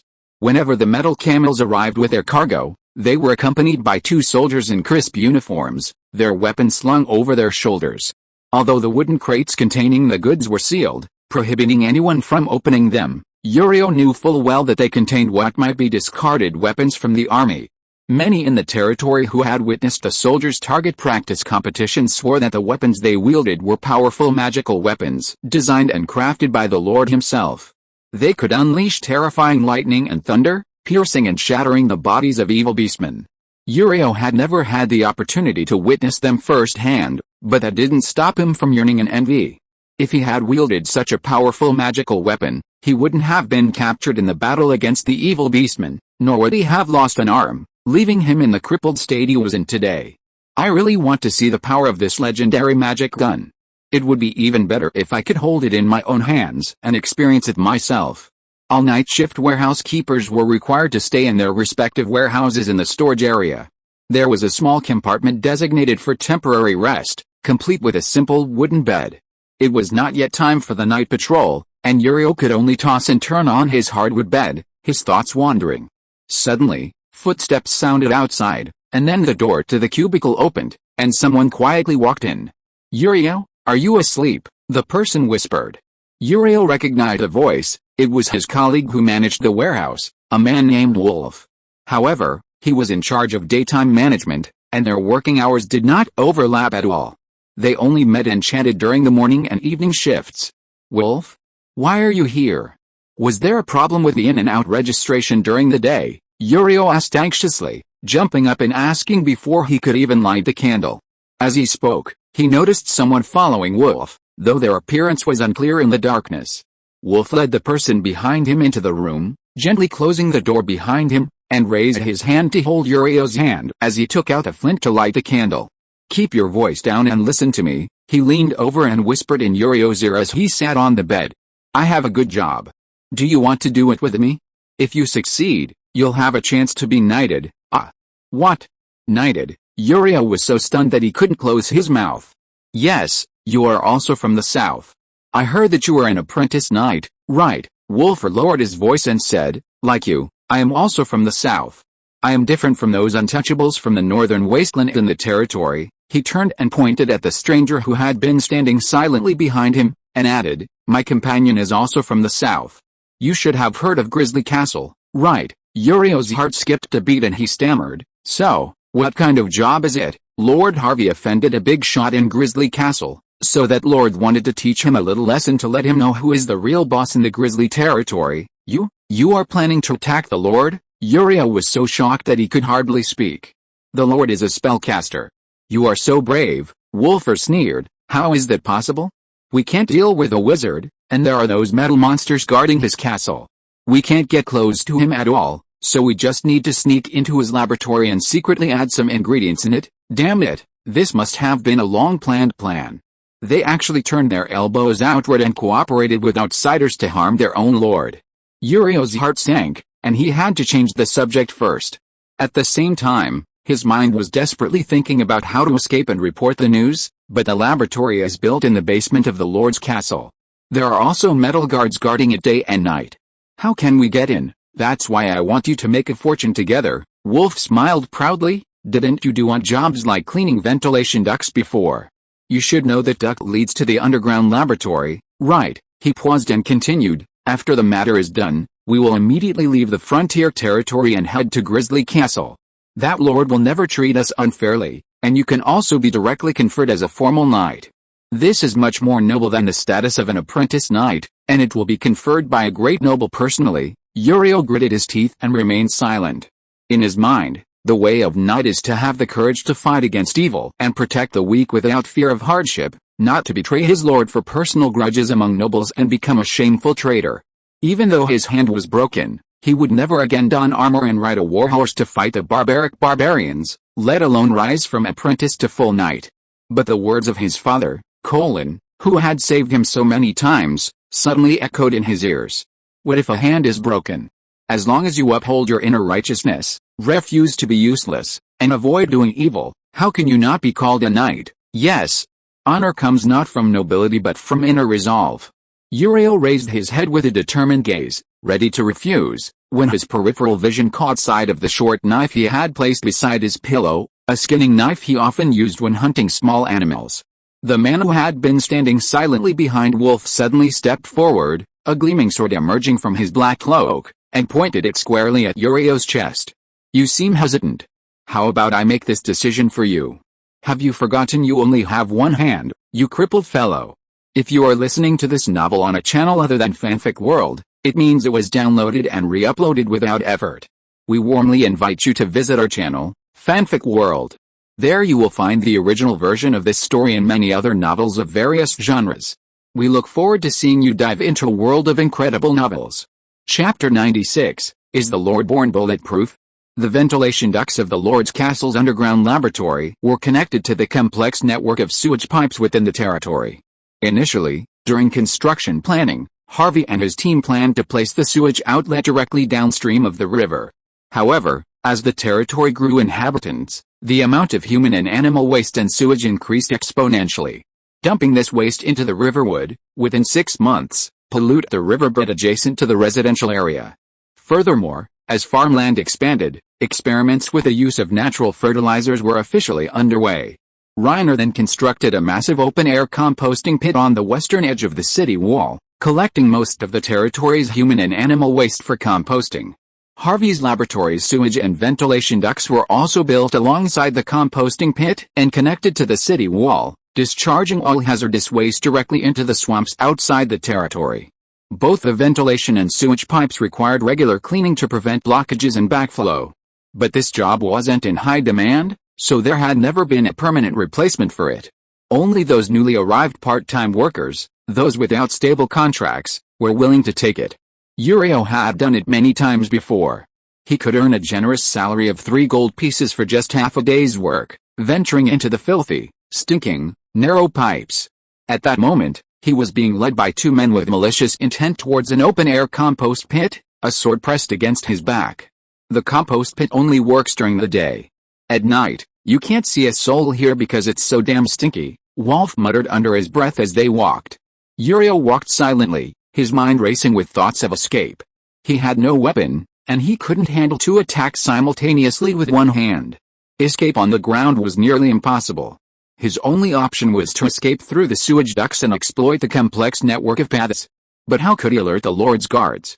Those metal monsters stationed in the castle couldn't understand human language, so shouting alone wouldn't work. Is this the exit for the sewage pipe? Wolf dry retched, holding his nose as he stood before a circular hole barely wide enough to enter by bending over. The cloaked man, wielding a longsword, nudged Uriel's waist with the tip of his sword, forcing him to answer. Yes, this is the exit for the sewage pipe, but the exhaust duct leading to the castle laboratory is buried deep underground, with only a few openings in the sewage pipe for easy inspection and cleaning. Connecting the 2 pipes, this was the main reason they chose to enter the exhaust duct through the sewage pipe. The exhaust duct's true main exit was located outside the city wall, blocked by a sturdy metal fence. Without alchemical explosives or magical bombardment, ordinary people would have no way of breaking through and entering. Lead the way, and don't stray more than 3 steps from me, or else. The cloaked man thrust his sword into Uriel's back again, the tip of the sword piercing his thick cotton coat, causing him to shiver slightly at the sting. Just as the 3 men fell silent, preparing to bend down and dive into the sewer, footsteps suddenly rang out overhead. Someone approaching the compost pit? The footsteps quickly stopped at the edge, followed by the rustling of clothing.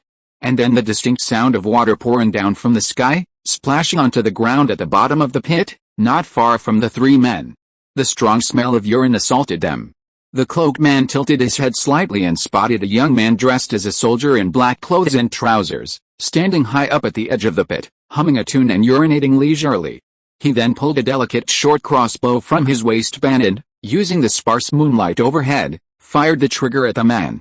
A muffled groan echoed, and the man immediately tumbled down the pit, hitting the ground with a thud, dying instantly without a struggle. What are you doing? You've alerted the patrolmen along the city wall, and our plan is ruined, Wolf muttered to the cloaked man in shock and anger. The cloaked man chuckled sinisterly and pointed at the long-handled weapon slung across the back of the fallen soldier. Is this the magic weapon you mentioned? He walked over, removed it from the body, and handed it to Wolf. If it's as powerful as you say, why not use it to increase the reward for our mission? Wolf took the spear in a daze. You mean, to solve the core of the problem for my lord? The 2 men seemed to understand each other and chuckled in unison.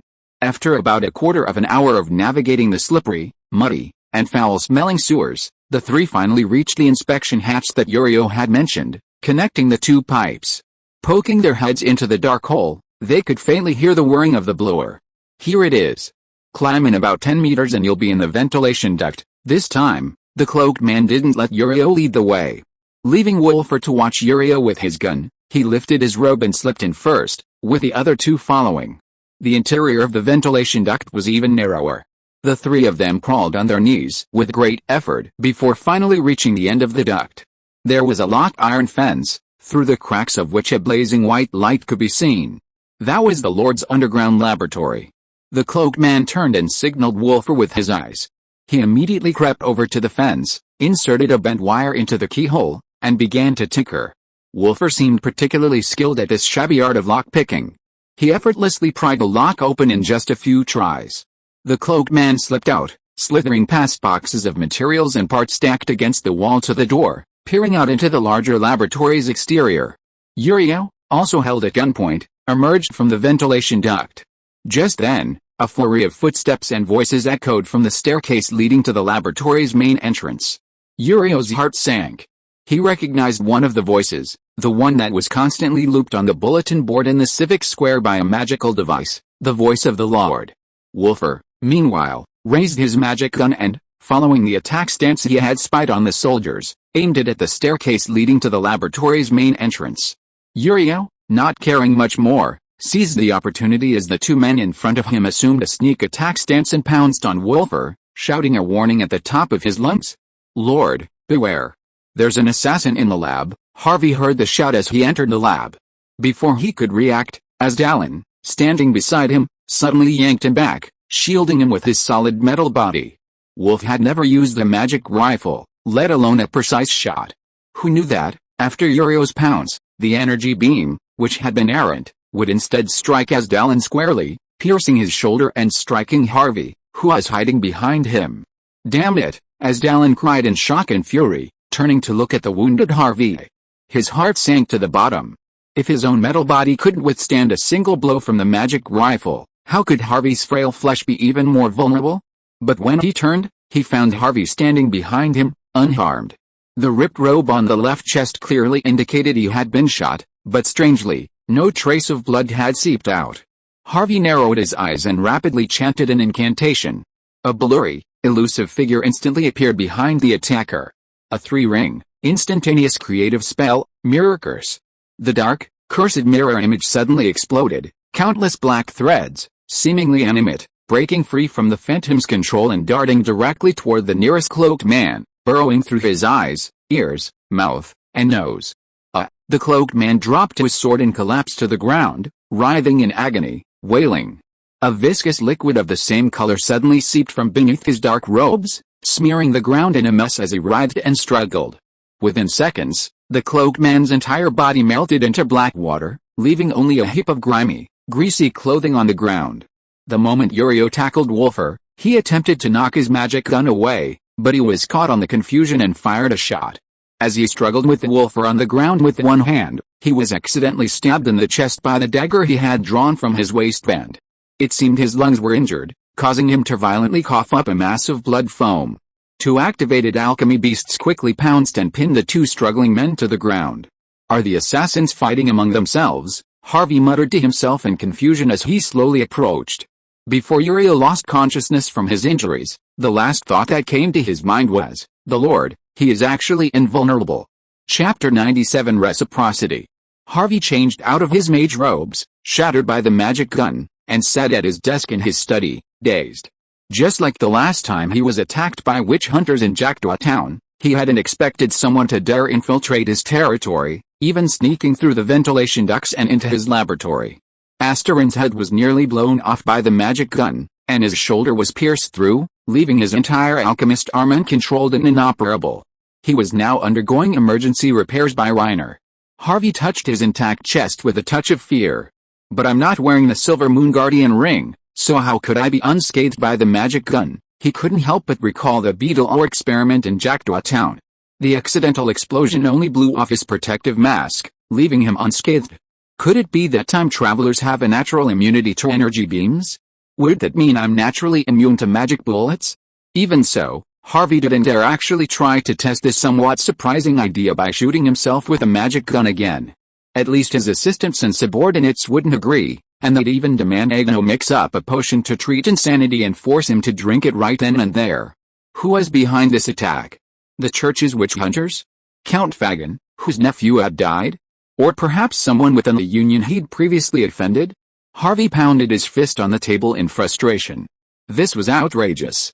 He'd already moved away from Jackdaw Town and hidden in the wastelands north of the Sacred Spine Mountains, yet he'd still caused so much trouble? Could he just live in peace and quiet? A flurry of footsteps echoed outside the study. Pierce, who had just returned to the territory from the River Valley outpost a few days earlier, pushed open the door, followed by Agno, the head of the territory's medical center. Sir, the attackers' identities have been largely ascertained. Egno and I have interrogated the two survivors using our own methods, and their statements are largely consistent. They're from the southern border, not refugees from the wasteland. Southern border? Harvey's eyes widened.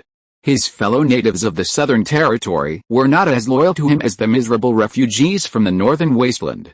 It seemed that he had to pay special attention to this group of people in the future. At least he had to clear them out of his army first. He asked curiously, "Did you interrogate them separately? What methods did you use to make them talk?" Pierce said calmly, "I was in charge of interrogating the one who shot him. It was very simple. I cut his blood vessels and let him slowly experience the gradual loss of blood from his body." Sorry, sir, I couldn't help but eat once during the process. "You also said that food should not be wasted," Egno interrupted with a smile. "As for the one with the chest injury, you said in advance not to torture him, so I added a little something to the medicine I gave him." Within 10 minutes, he honestly revealed all his secrets. "Haha, I didn't expect this guy to be in his early 20s and still be a rookie." Harvey covered his face and didn't want to listen anymore. He quickly interrupted, "So? Did you get anything out of him?" It was Earl Figan of Grizzly Castle who ordered them to sneak into the territory to carry out the assassination plan. Pierce reported the whole thing. Among the two survivors, the uninjured wolf was a civilian who surrendered voluntarily, but was bribed with a large sum of money by the people sent by Earl Figan. The man you killed on the spot was Earl Figan's subordinate, a professionally trained assassin. They originally planned to fabricate evidence to frame you in your laboratory, so that Earl Figan could take advantage of the situation. Pierce found a stack of papers with a large number of bloody experiments and forbidden spells written on them, as well as several dark magic stones used to cast forbidden curses, from the cloaked man's melted clothes. "No, Count Figan has no access to the spells and materials he could use to frame me." Harvey suddenly sensed something was amiss. "There's a spellcaster behind him, secretly stabbing him." Harvey stared at the dark magic stones Pierce had placed on the table, suddenly swearing, "Damn Burko. He's such a haunting creature, no one except those within the Federation could obtain these forbidden spells and dark magic stones, not even spellcaster families." Seeing Harvey's face flush with anger, Pierce quickly brought a glass of warm water to him, then knelt on one knee. "Sir, both the last time in Jackdaw Town and this time allowing the assassin to infiltrate the laboratory were my faults. I beg for your punishment." Harvey took a sip of warm water and waved his hand. "That's unnecessary. The witch hunter last time was a habitual predator of spellcasters. You couldn't defend him. You've just returned to the territory from the outpost, and I haven't ordered you to deploy soldiers to guard the castle." He sighed softly. His failure to place alert alchemy beasts throughout the castle and laboratory had been a grave mistake. Focused solely on defending against external dangers, he'd overlooked potential internal dangers. "What about the assassin who warned me? Did they have an internal conflict over the spoils?" Egno quickly explained. "No, he wasn't an accomplice of the attackers. He was coerced into guiding the assassin because he knew the routes within the sewers." Harvey hummed in satisfaction. It seemed his territory still had plenty of loyal civilians. "Treat his injuries well and bring him to see me after he recovers." Egno bowed slightly and then left the study, leaving Pierce alone. Harvey stood up and walked over to Pierce, bent down and whispered to him, "Select the one with the best combat record, the strongest shooting and aiming ability, and the smartest mind from among your soldiers." He pulled up Pierce, who was kneeling on the ground, patted him on the shoulder and encouraged, "Pick that person out as soon as possible, and bring him to see me tomorrow. Remember, he must be a sharpshooter. I remember that the soldiers who participated in the shooting competition before were quite good. Well, they should have been promoted to grassroots officers now, right?" Pierce nodded and replied, "Yes, sir. They are the first batch of militia recruited in the territory, and also the first batch of soldiers to start training with magic guns." He puffed out his chest slightly, and explained with a little pride, "Although I dare not boast that this group of officers trained by me personally have the ability to shoot at all times, many of them can easily hit the head of an evil orc from 300 steps away." Harvey knew that Pierce had always been very cautious in his words and would not boast about his abilities casually. "That's right. Then you go down and select someone quickly.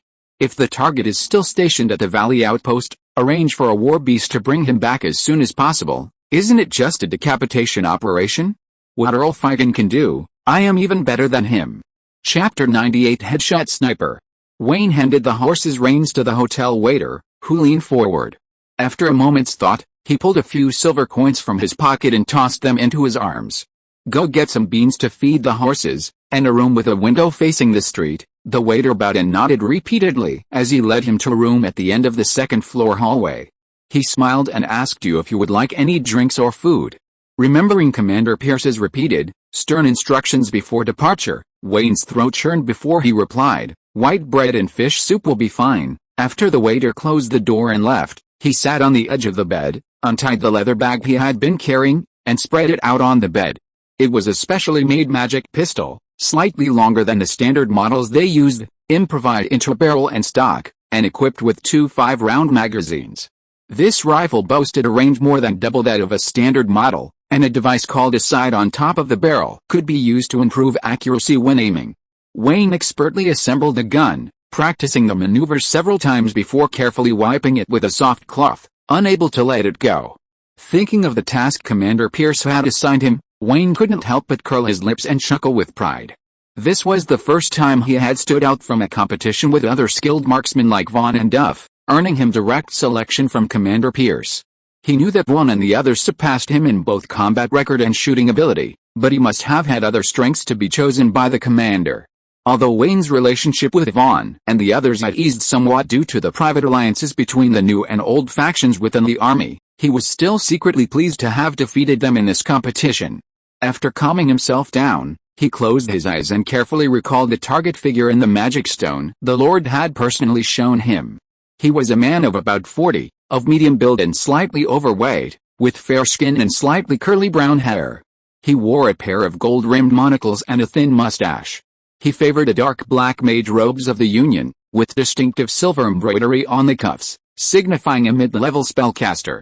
Bull Conrad, today's mission is to find his residence first, and then tomorrow we'll figure out his daily movements, Wayne muttered to himself, opening the window and observing the bustling streets. The commander was right. This was no different from hunting in the jungle. The steps were the same. Observe, track, lock, kill. Count Feigen paced back and forth in the study, complaining anxiously to Angel, the mage consultant beside him. Malik has been gone for 5 days, why is there no news coming back? He pointed to a letter on the desk and cursed angrily, that damn necromancer has already reported it to the Federation as soon as possible. Humph, they didn't attack me directly, but only sent me a letter of inquiry, but sooner or later it will be reported to the House of Nobles, and then I'm afraid. Angel narrowed his eyes slightly and said lightly, Your Excellency, don't panic.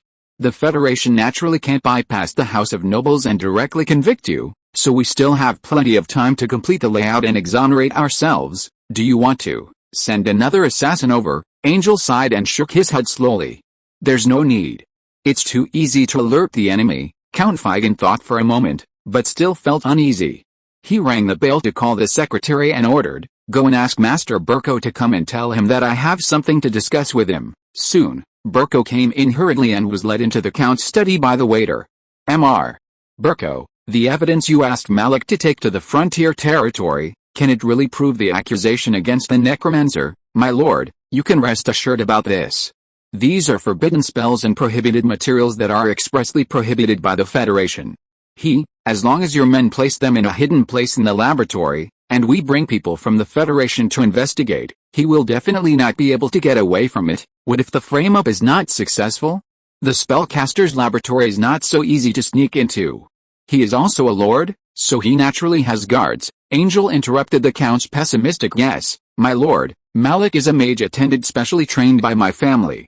He is best at stealth infiltration and secret assassination.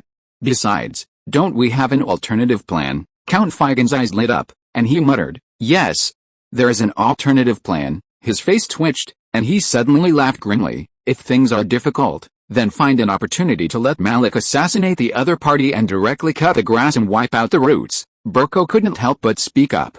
That necromancer had 2 defensive weapons, similar to combat-grade alchemical prosthetics. They saved his life when he was unexpectedly attacked by church witch hunters. Angel chuckled. Don't worry.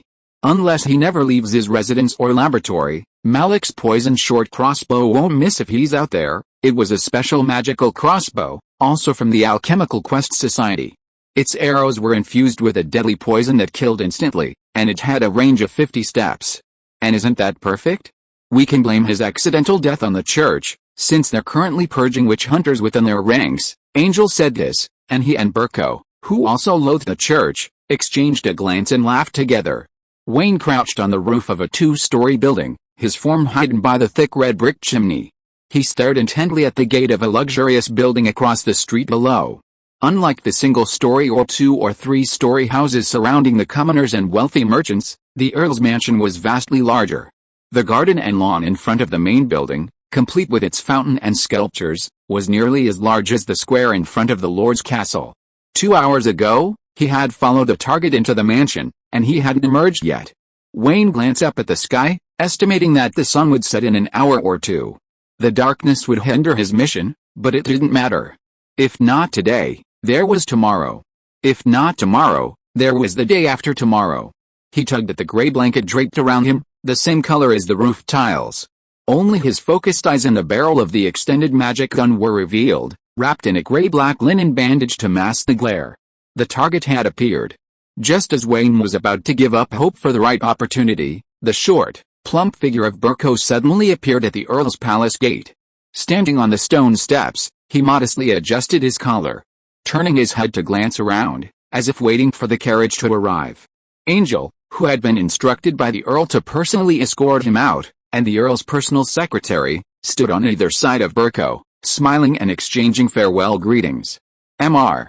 Burko, if this goes well, the Earl will consider personally recommending you to Archduke Frederico of Danius to become his exclusive magic advisor, Angel whispered to Burko. Naturally, these private offers and promises couldn't come from the Earl's mouth, so it was most appropriate for him, the advisor, to convey them.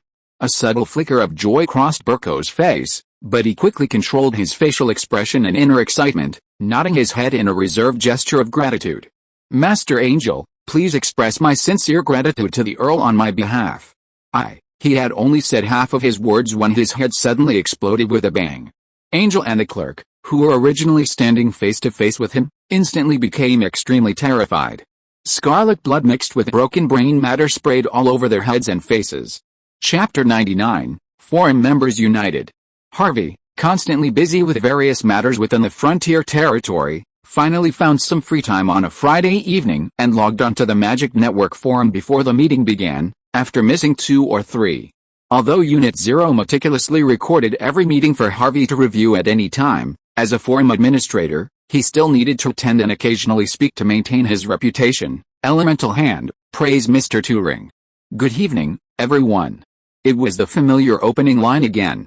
Before anyone else could join in the greetings, a message suddenly flashed into the chat room. Stormwalker, everyone. My apologies for interrupting your opening greetings. Harvey scrolled through the forum membership list and discovered a new member, invited by an original member, Captain Coast. While he rarely spoke at the meetings, he did participate in online auctions and was quite active in the information exchange section, often sharing insightful academic knowledge with other members for free. Stormwalker, I'd like to ask, Mr. Turing, the respected forum for spellcasters, whether this forum is one that fosters solidarity and mutual assistance among its members. Harvey, suddenly called upon, felt a bit bewildered. However, the others, out of respect and courtesy, paused, so he deliberated for a moment before responding. Administrator Turing, you can expand upon the 4 principles of freedom, openness, tolerance, and anonymity to mean that, when necessary, forum members should choose solidarity and mutual assistance to overcome difficulties. Stormwalker, thank you, Mr. Turing. Stormwalker, everyone, I would like to share a bloody tragedy that occurred in Sycamore County, the capital of the Principality of Barclay. A genocide? Harvey narrowed his eyes, perplexed at the text flashing on the screen. Why would such a matter be brought up in a forum discussion? Did the spellcaster mistake this place for a union tribunal? Mage Shield, at Mr. Stormwalker, if you're referring to that bloody unsolved case involving the church's witch hunters, I've heard about it recently. Witch hunters again. These shady rats within the church, lurking in the shadows and waiting for their chance, truly haunt us. Harvey smacked his lips, awaiting their subsequent conversation with interest. Stormwalker, indeed, a church inquisitor in the Barclay capital, a high-ranking bloodline knight, attacked and killed a spellcaster from the Sebastian family for no apparent reason. The Union and the church are investigating and believe the conflict was a personal one, and have ruled that the Inquisitor accidentally killed the victim, Stormwalker. This is a blatant exchange of interests and a cover-up. The Sebastian family has always had a strained relationship with a conservative, pro-church faction within the Union. As a result, in this incident, Barclay's Union branch actually sided with the church, attempting to smooth things over. It seems that the internal factional struggles within both the church and the Union are so intense that they're willing to resort to blatantly unfair tactics for their own benefit. Harvey, seeing this, could almost guess the cause and outcome of the incident and couldn't help but sigh softly. Stormwalker, that's not even the worst of it. Shortly thereafter, the Sebastian family's ancestral home in Sycamore County, where their academy, dedicated to training their young progeny, was suddenly attacked by a powerful, unidentified enemy. 18 apprentice mages, 2 low-level spellcasting teachers, servants, and assistants, a total of 39 people, were killed. Son of fire, it must have been those damned witch hunters. Those damned human scum. Spell Shield, the Union member investigating the case, revealed no signs of magical combat at the scene. All the victims were directly attacked by blades or other weapons. They suspect the church's inquisitors were indeed the target, as they were the only ones who could train so many bloodline knights. Stormwalker, that being said, without direct evidence, the case has been shelved. The Sebastian family has sent representatives to Relay several times to lodge complaints, but to no avail. Spell Shield Fran McCollin watched Stormwalker's vehement accusations on the crystal screen inside. This case was bound to go nowhere. The Union was planning to use this as leverage to pressure the church into giving up a portion of the Demon Moon Mountain's magic stone mines. Compared to the enormous profits from the high-level magic stone mines, the deaths of a dozen or so mage apprentices from a small spellcasting family affiliated with the Union were nothing. He thought for a moment, then couldn't help but type a reply. Spell Shield, the Federation suspects that among the participants in this incident, there is a high-ranking knight with a forbidden magic realm bloodline talent. This is all I can reveal, Captain Ghost. I agree with Mr. Spell Shield.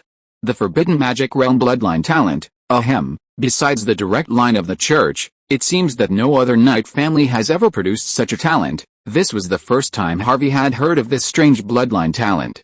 From its name alone, it was clear that a bloodline knight with this talent would be the natural enemy of us spellcasters, a natural-born witch hunter, hand of the elements. It's obvious. Wasn't the glorious chief judge of the Alea Church a legendary bloodline knight with this kind of talent? Stormwalker, everyone. One of the victims was one of my students. He was a member of the Sebastian family's branch and studied with me for nearly 10 years. I'm a deeply dedicated, kind-hearted young man. He was about to be promoted to a mid-level spellcaster, but my family summoned me to temporarily return to the academy to serve as a spell instructor. Unexpectedly. Stormwalker, I'm currently on the demonic battlefield, tasked with combat with a mage alliance. I can't get away anytime soon. Therefore, I'd like to ask for your help. I'd like to ask for your help in bringing these church scum to justice. I'm willing to pay a price, whether it's foreign points or something of equal value.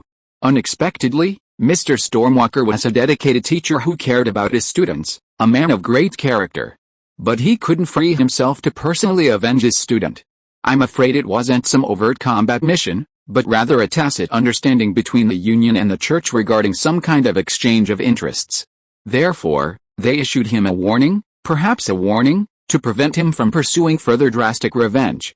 Politicians who can use magic are still politicians, and they're full of wicked schemes. Son of Flame, no need to mention a price. If you can provide the exact location of the witch hunters, as long as it's within the range of the Continental Teleportation Array, I'll assist you once for free, but I need intelligence assistance. Earthbender, I agree. I'm willing to provide recent intelligence on spellcasters and the church within the Principality of Barclay. I hope it will be helpful. Astrologer, I have a good friend currently in the Principality of Barclay. He'd be very interested in the revenge campaign against the church's witch hunters. I'll be in charge of relaying the information and contacting them. Mithril Unicorn, I'm also willing to provide some assistance. Please contact me privately, Mr. Stormwalker. It seems that spellcasters have a very consistent perspective on this conflict with the church. Even though they normally form various factions and engage in heated debates and infighting in the spellcaster forums, when it comes to external threats, their attitudes are surprisingly united. Spell Shield, at Mr. Scorching Lord, what are your thoughts on this matter? Harvey's heart skipped a beat. He had actually been waiting to hear the stance of this legendary spellcaster, ostensibly the most prestigious and influential spellcaster in the forum besides himself. After all, he was most likely a high-ranking member of the Union. Scorching Lord, I believe that blood debts must be paid with blood. Scorching Lord, I wonder if Mr. Turing agrees. Harvey's lips curled slightly, realizing that he had been waiting for a statement. Administrator Turing, I fully respect your opinions. After all, this is the Spellcaster Forum on the Magic Network. Chapter 100 Offline Revenge Action. A tall, sturdy, middle-aged man with short crimson hair and a sleek, elegant suitcase slowly emerged from the Continental Teleportation Array of the Union branch in Barclay's capital. Master Holden, greetings. A waiter in a mage apprentice's uniform stepped forward and bowed. The branch president learned of your itinerary and asked me to wait here in advance. Phil Holden waved his hand impatiently. I don't have time to waste on emotional exchanges with that guy Zaralis. Didn't I humiliate him enough at the Academic Court Council in LA last year? He hurried out, suitcase in hand. The waiter followed, his face flushed. Master Holden, the branch president simply wanted to invite you to dinner. No need. I need to abstain from alcohol lately. I'll leave all those extravagant seafood, game, and fine wines for Zaralis to enjoy. With that, he sauntered out of the Union branch building without a backward glance, leaving the disheveled waiter standing at the door. A special agent stepped forward, watching with confusion as Phil quickly boarded the carriage. Master Holden, is there something urgent that has brought you to the Barclay capital? I don't know, but don't ask around. The itinerary sent by the General Headquarters is sealed with a confidentiality seal. Phil sat upright in the Union's dedicated carriage, his eyes closed in silence, resting. The carriage's destination was a beautiful manor on the outskirts of the capital, a residence designated by the Union for high-level spellcasters. High-level spellcasters, either employed or in the Union, could stay at the Union-owned manor, whether on official business or traveling to any country in the southern continent. Even if Phil's true purpose was to fight for someone, he still had to do what was necessary. All his itineraries were recorded in the Union's records, which would avoid any future disputes or trouble. Although he was known within the Union for his short temper, Phil couldn't do something as foolish as escaping the teleportation array and flying directly to the Barclay Royal Cathedral to unleash a 7-ring fire blast on someone's head. He knew there were more than one high-ranking priests of the Holy See in Barclay. Upon arriving at the spellcaster's manor, Phil was led by a waiter into a luxurious and spacious suite. Besides the bedroom and living room, it even had a small magic laboratory and study. He set down the small suitcase he had been carrying and gently turned the lock, which was enchanted with a reinforcing seal. He had brought nothing with him this time. The suitcase contained only a few sharp, crystal-clear fire elemental magic stones, high-grade, high-quality, disposable items, the kind you never intended to take back. There was also a tracking magic stone, a rare artifact crafted by the Alchemy Exploration Society. After recording a target's image, it could lock onto them within a certain range, but would immediately become ineffective beyond that range. Finally, there was a rather oddly shaped branch, as if charred by repeated flames. This was Phil's truly treasured possession, his magic-amplifying artifact, the burning tree. Elemental spellcasters at Phil's level generally don't prioritize boosting their combat power or mana through magical tools or other means. After all, their magic patterns are crammed with powerful spell models, practically reaching the pinnacle of instantaneous spellcasting with mere thought. But Phil is an anomaly. He's not a research-oriented spellcaster focused solely on spell analysis. Before he turned 40, he spent long stints in the Evil Moon Mountains, constantly battling demonic spellcasters and mage bands. Consequently, he favors high-volume, high-density spell-flooding tactics. Even in a single combat, he never forgets to apply a barrage of spell-boosting effects. The moment an enemy unleashes their first instantaneous spell, he'll unleash a barrage of pyroglists, dragon flames, scorch, and fire crows. To ensure he could joyfully engage his enemies in spellcasting, he had spent years collecting rare magical materials and undergoing a degree of magic resistance modification on his body, making him stand out among the Union's frail spellcasters. After all, most battle mages couldn't wield his blazing fists, charge into the face of a demon priest, and engage him in close combat. Knock, knock. A gentle knock on the door suddenly rang out. Phil closed his suitcase, walked to the door, and turned the handle. Mr. Astrologer? No, you're his friend. The visitor gracefully touched his chest in a bow, then sidled into Phil's room. All participants in this offline revenge operation for Stormrunner had signed confidentiality agreements under the witness of Mr. Turing, so there was no need to worry about revealing their identities. The astrologer's friend happened to be a local spellcaster in Barclay, but his identity was a secret, and Fell didn't bother to inquire. "You can call me Eye of Illusion. Haha, Mr. Son of Flame, I'll soon have the honor of joining the spellcaster forum. I'll look forward to communicating with you there." Fell curled his lips. It turned out he was one of those waiting in line. He then assumed the airs of a new forum member, speaking modestly and with a hint of pride. Joining the forum is no easy feat. Your sponsor will pay a heavy price, and it requires the unanimous approval of the administrator and all forum members. Eye of Illusion seemed remarkably mild-mannered, not taking Fell's words at all offensive.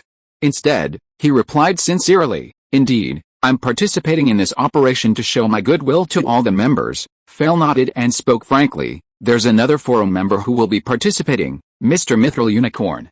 I haven't received his call yet, so I wonder if he can join us on time." Upon hearing this, Eye of Illusion immediately raised his left hand to show Fell the aquamarine ring on his ring finger. A storage ring. Fell was stunned. Was this guy showing off his wealth to me? Mr. Mithril Unicorn, strictly speaking, you have already reunited with me, he winked humorously. Fell was confused and did not understand the hidden meaning of his words. The Eye of Illusion smiled and drove the magic power, casting a half-human high silver-white metal jar from the stored ring. The jar was densely engraved with magical inscriptions that were constantly changing, but the strange thing was that the jar itself did not have the slightest magical fluctuation. "Hiss, what the hell is this?" Fell stared at the jar device on the ground, turned it around a few times but could not see any clues. The Eye of Illusion explained with a smile, "This is the help provided by Mr. Unicorn, and it is also our greatest reliance on this operation, the anti-forbidden magic spell array." End of this chapter. Thank you so much for reading until the end. Don't forget to give it a like. Looking for more exclusive content and immediate access? Subscribe to our Patreon. Remember, every like, subscription or donation encourages us to continue. Thank you all. See you in the next video.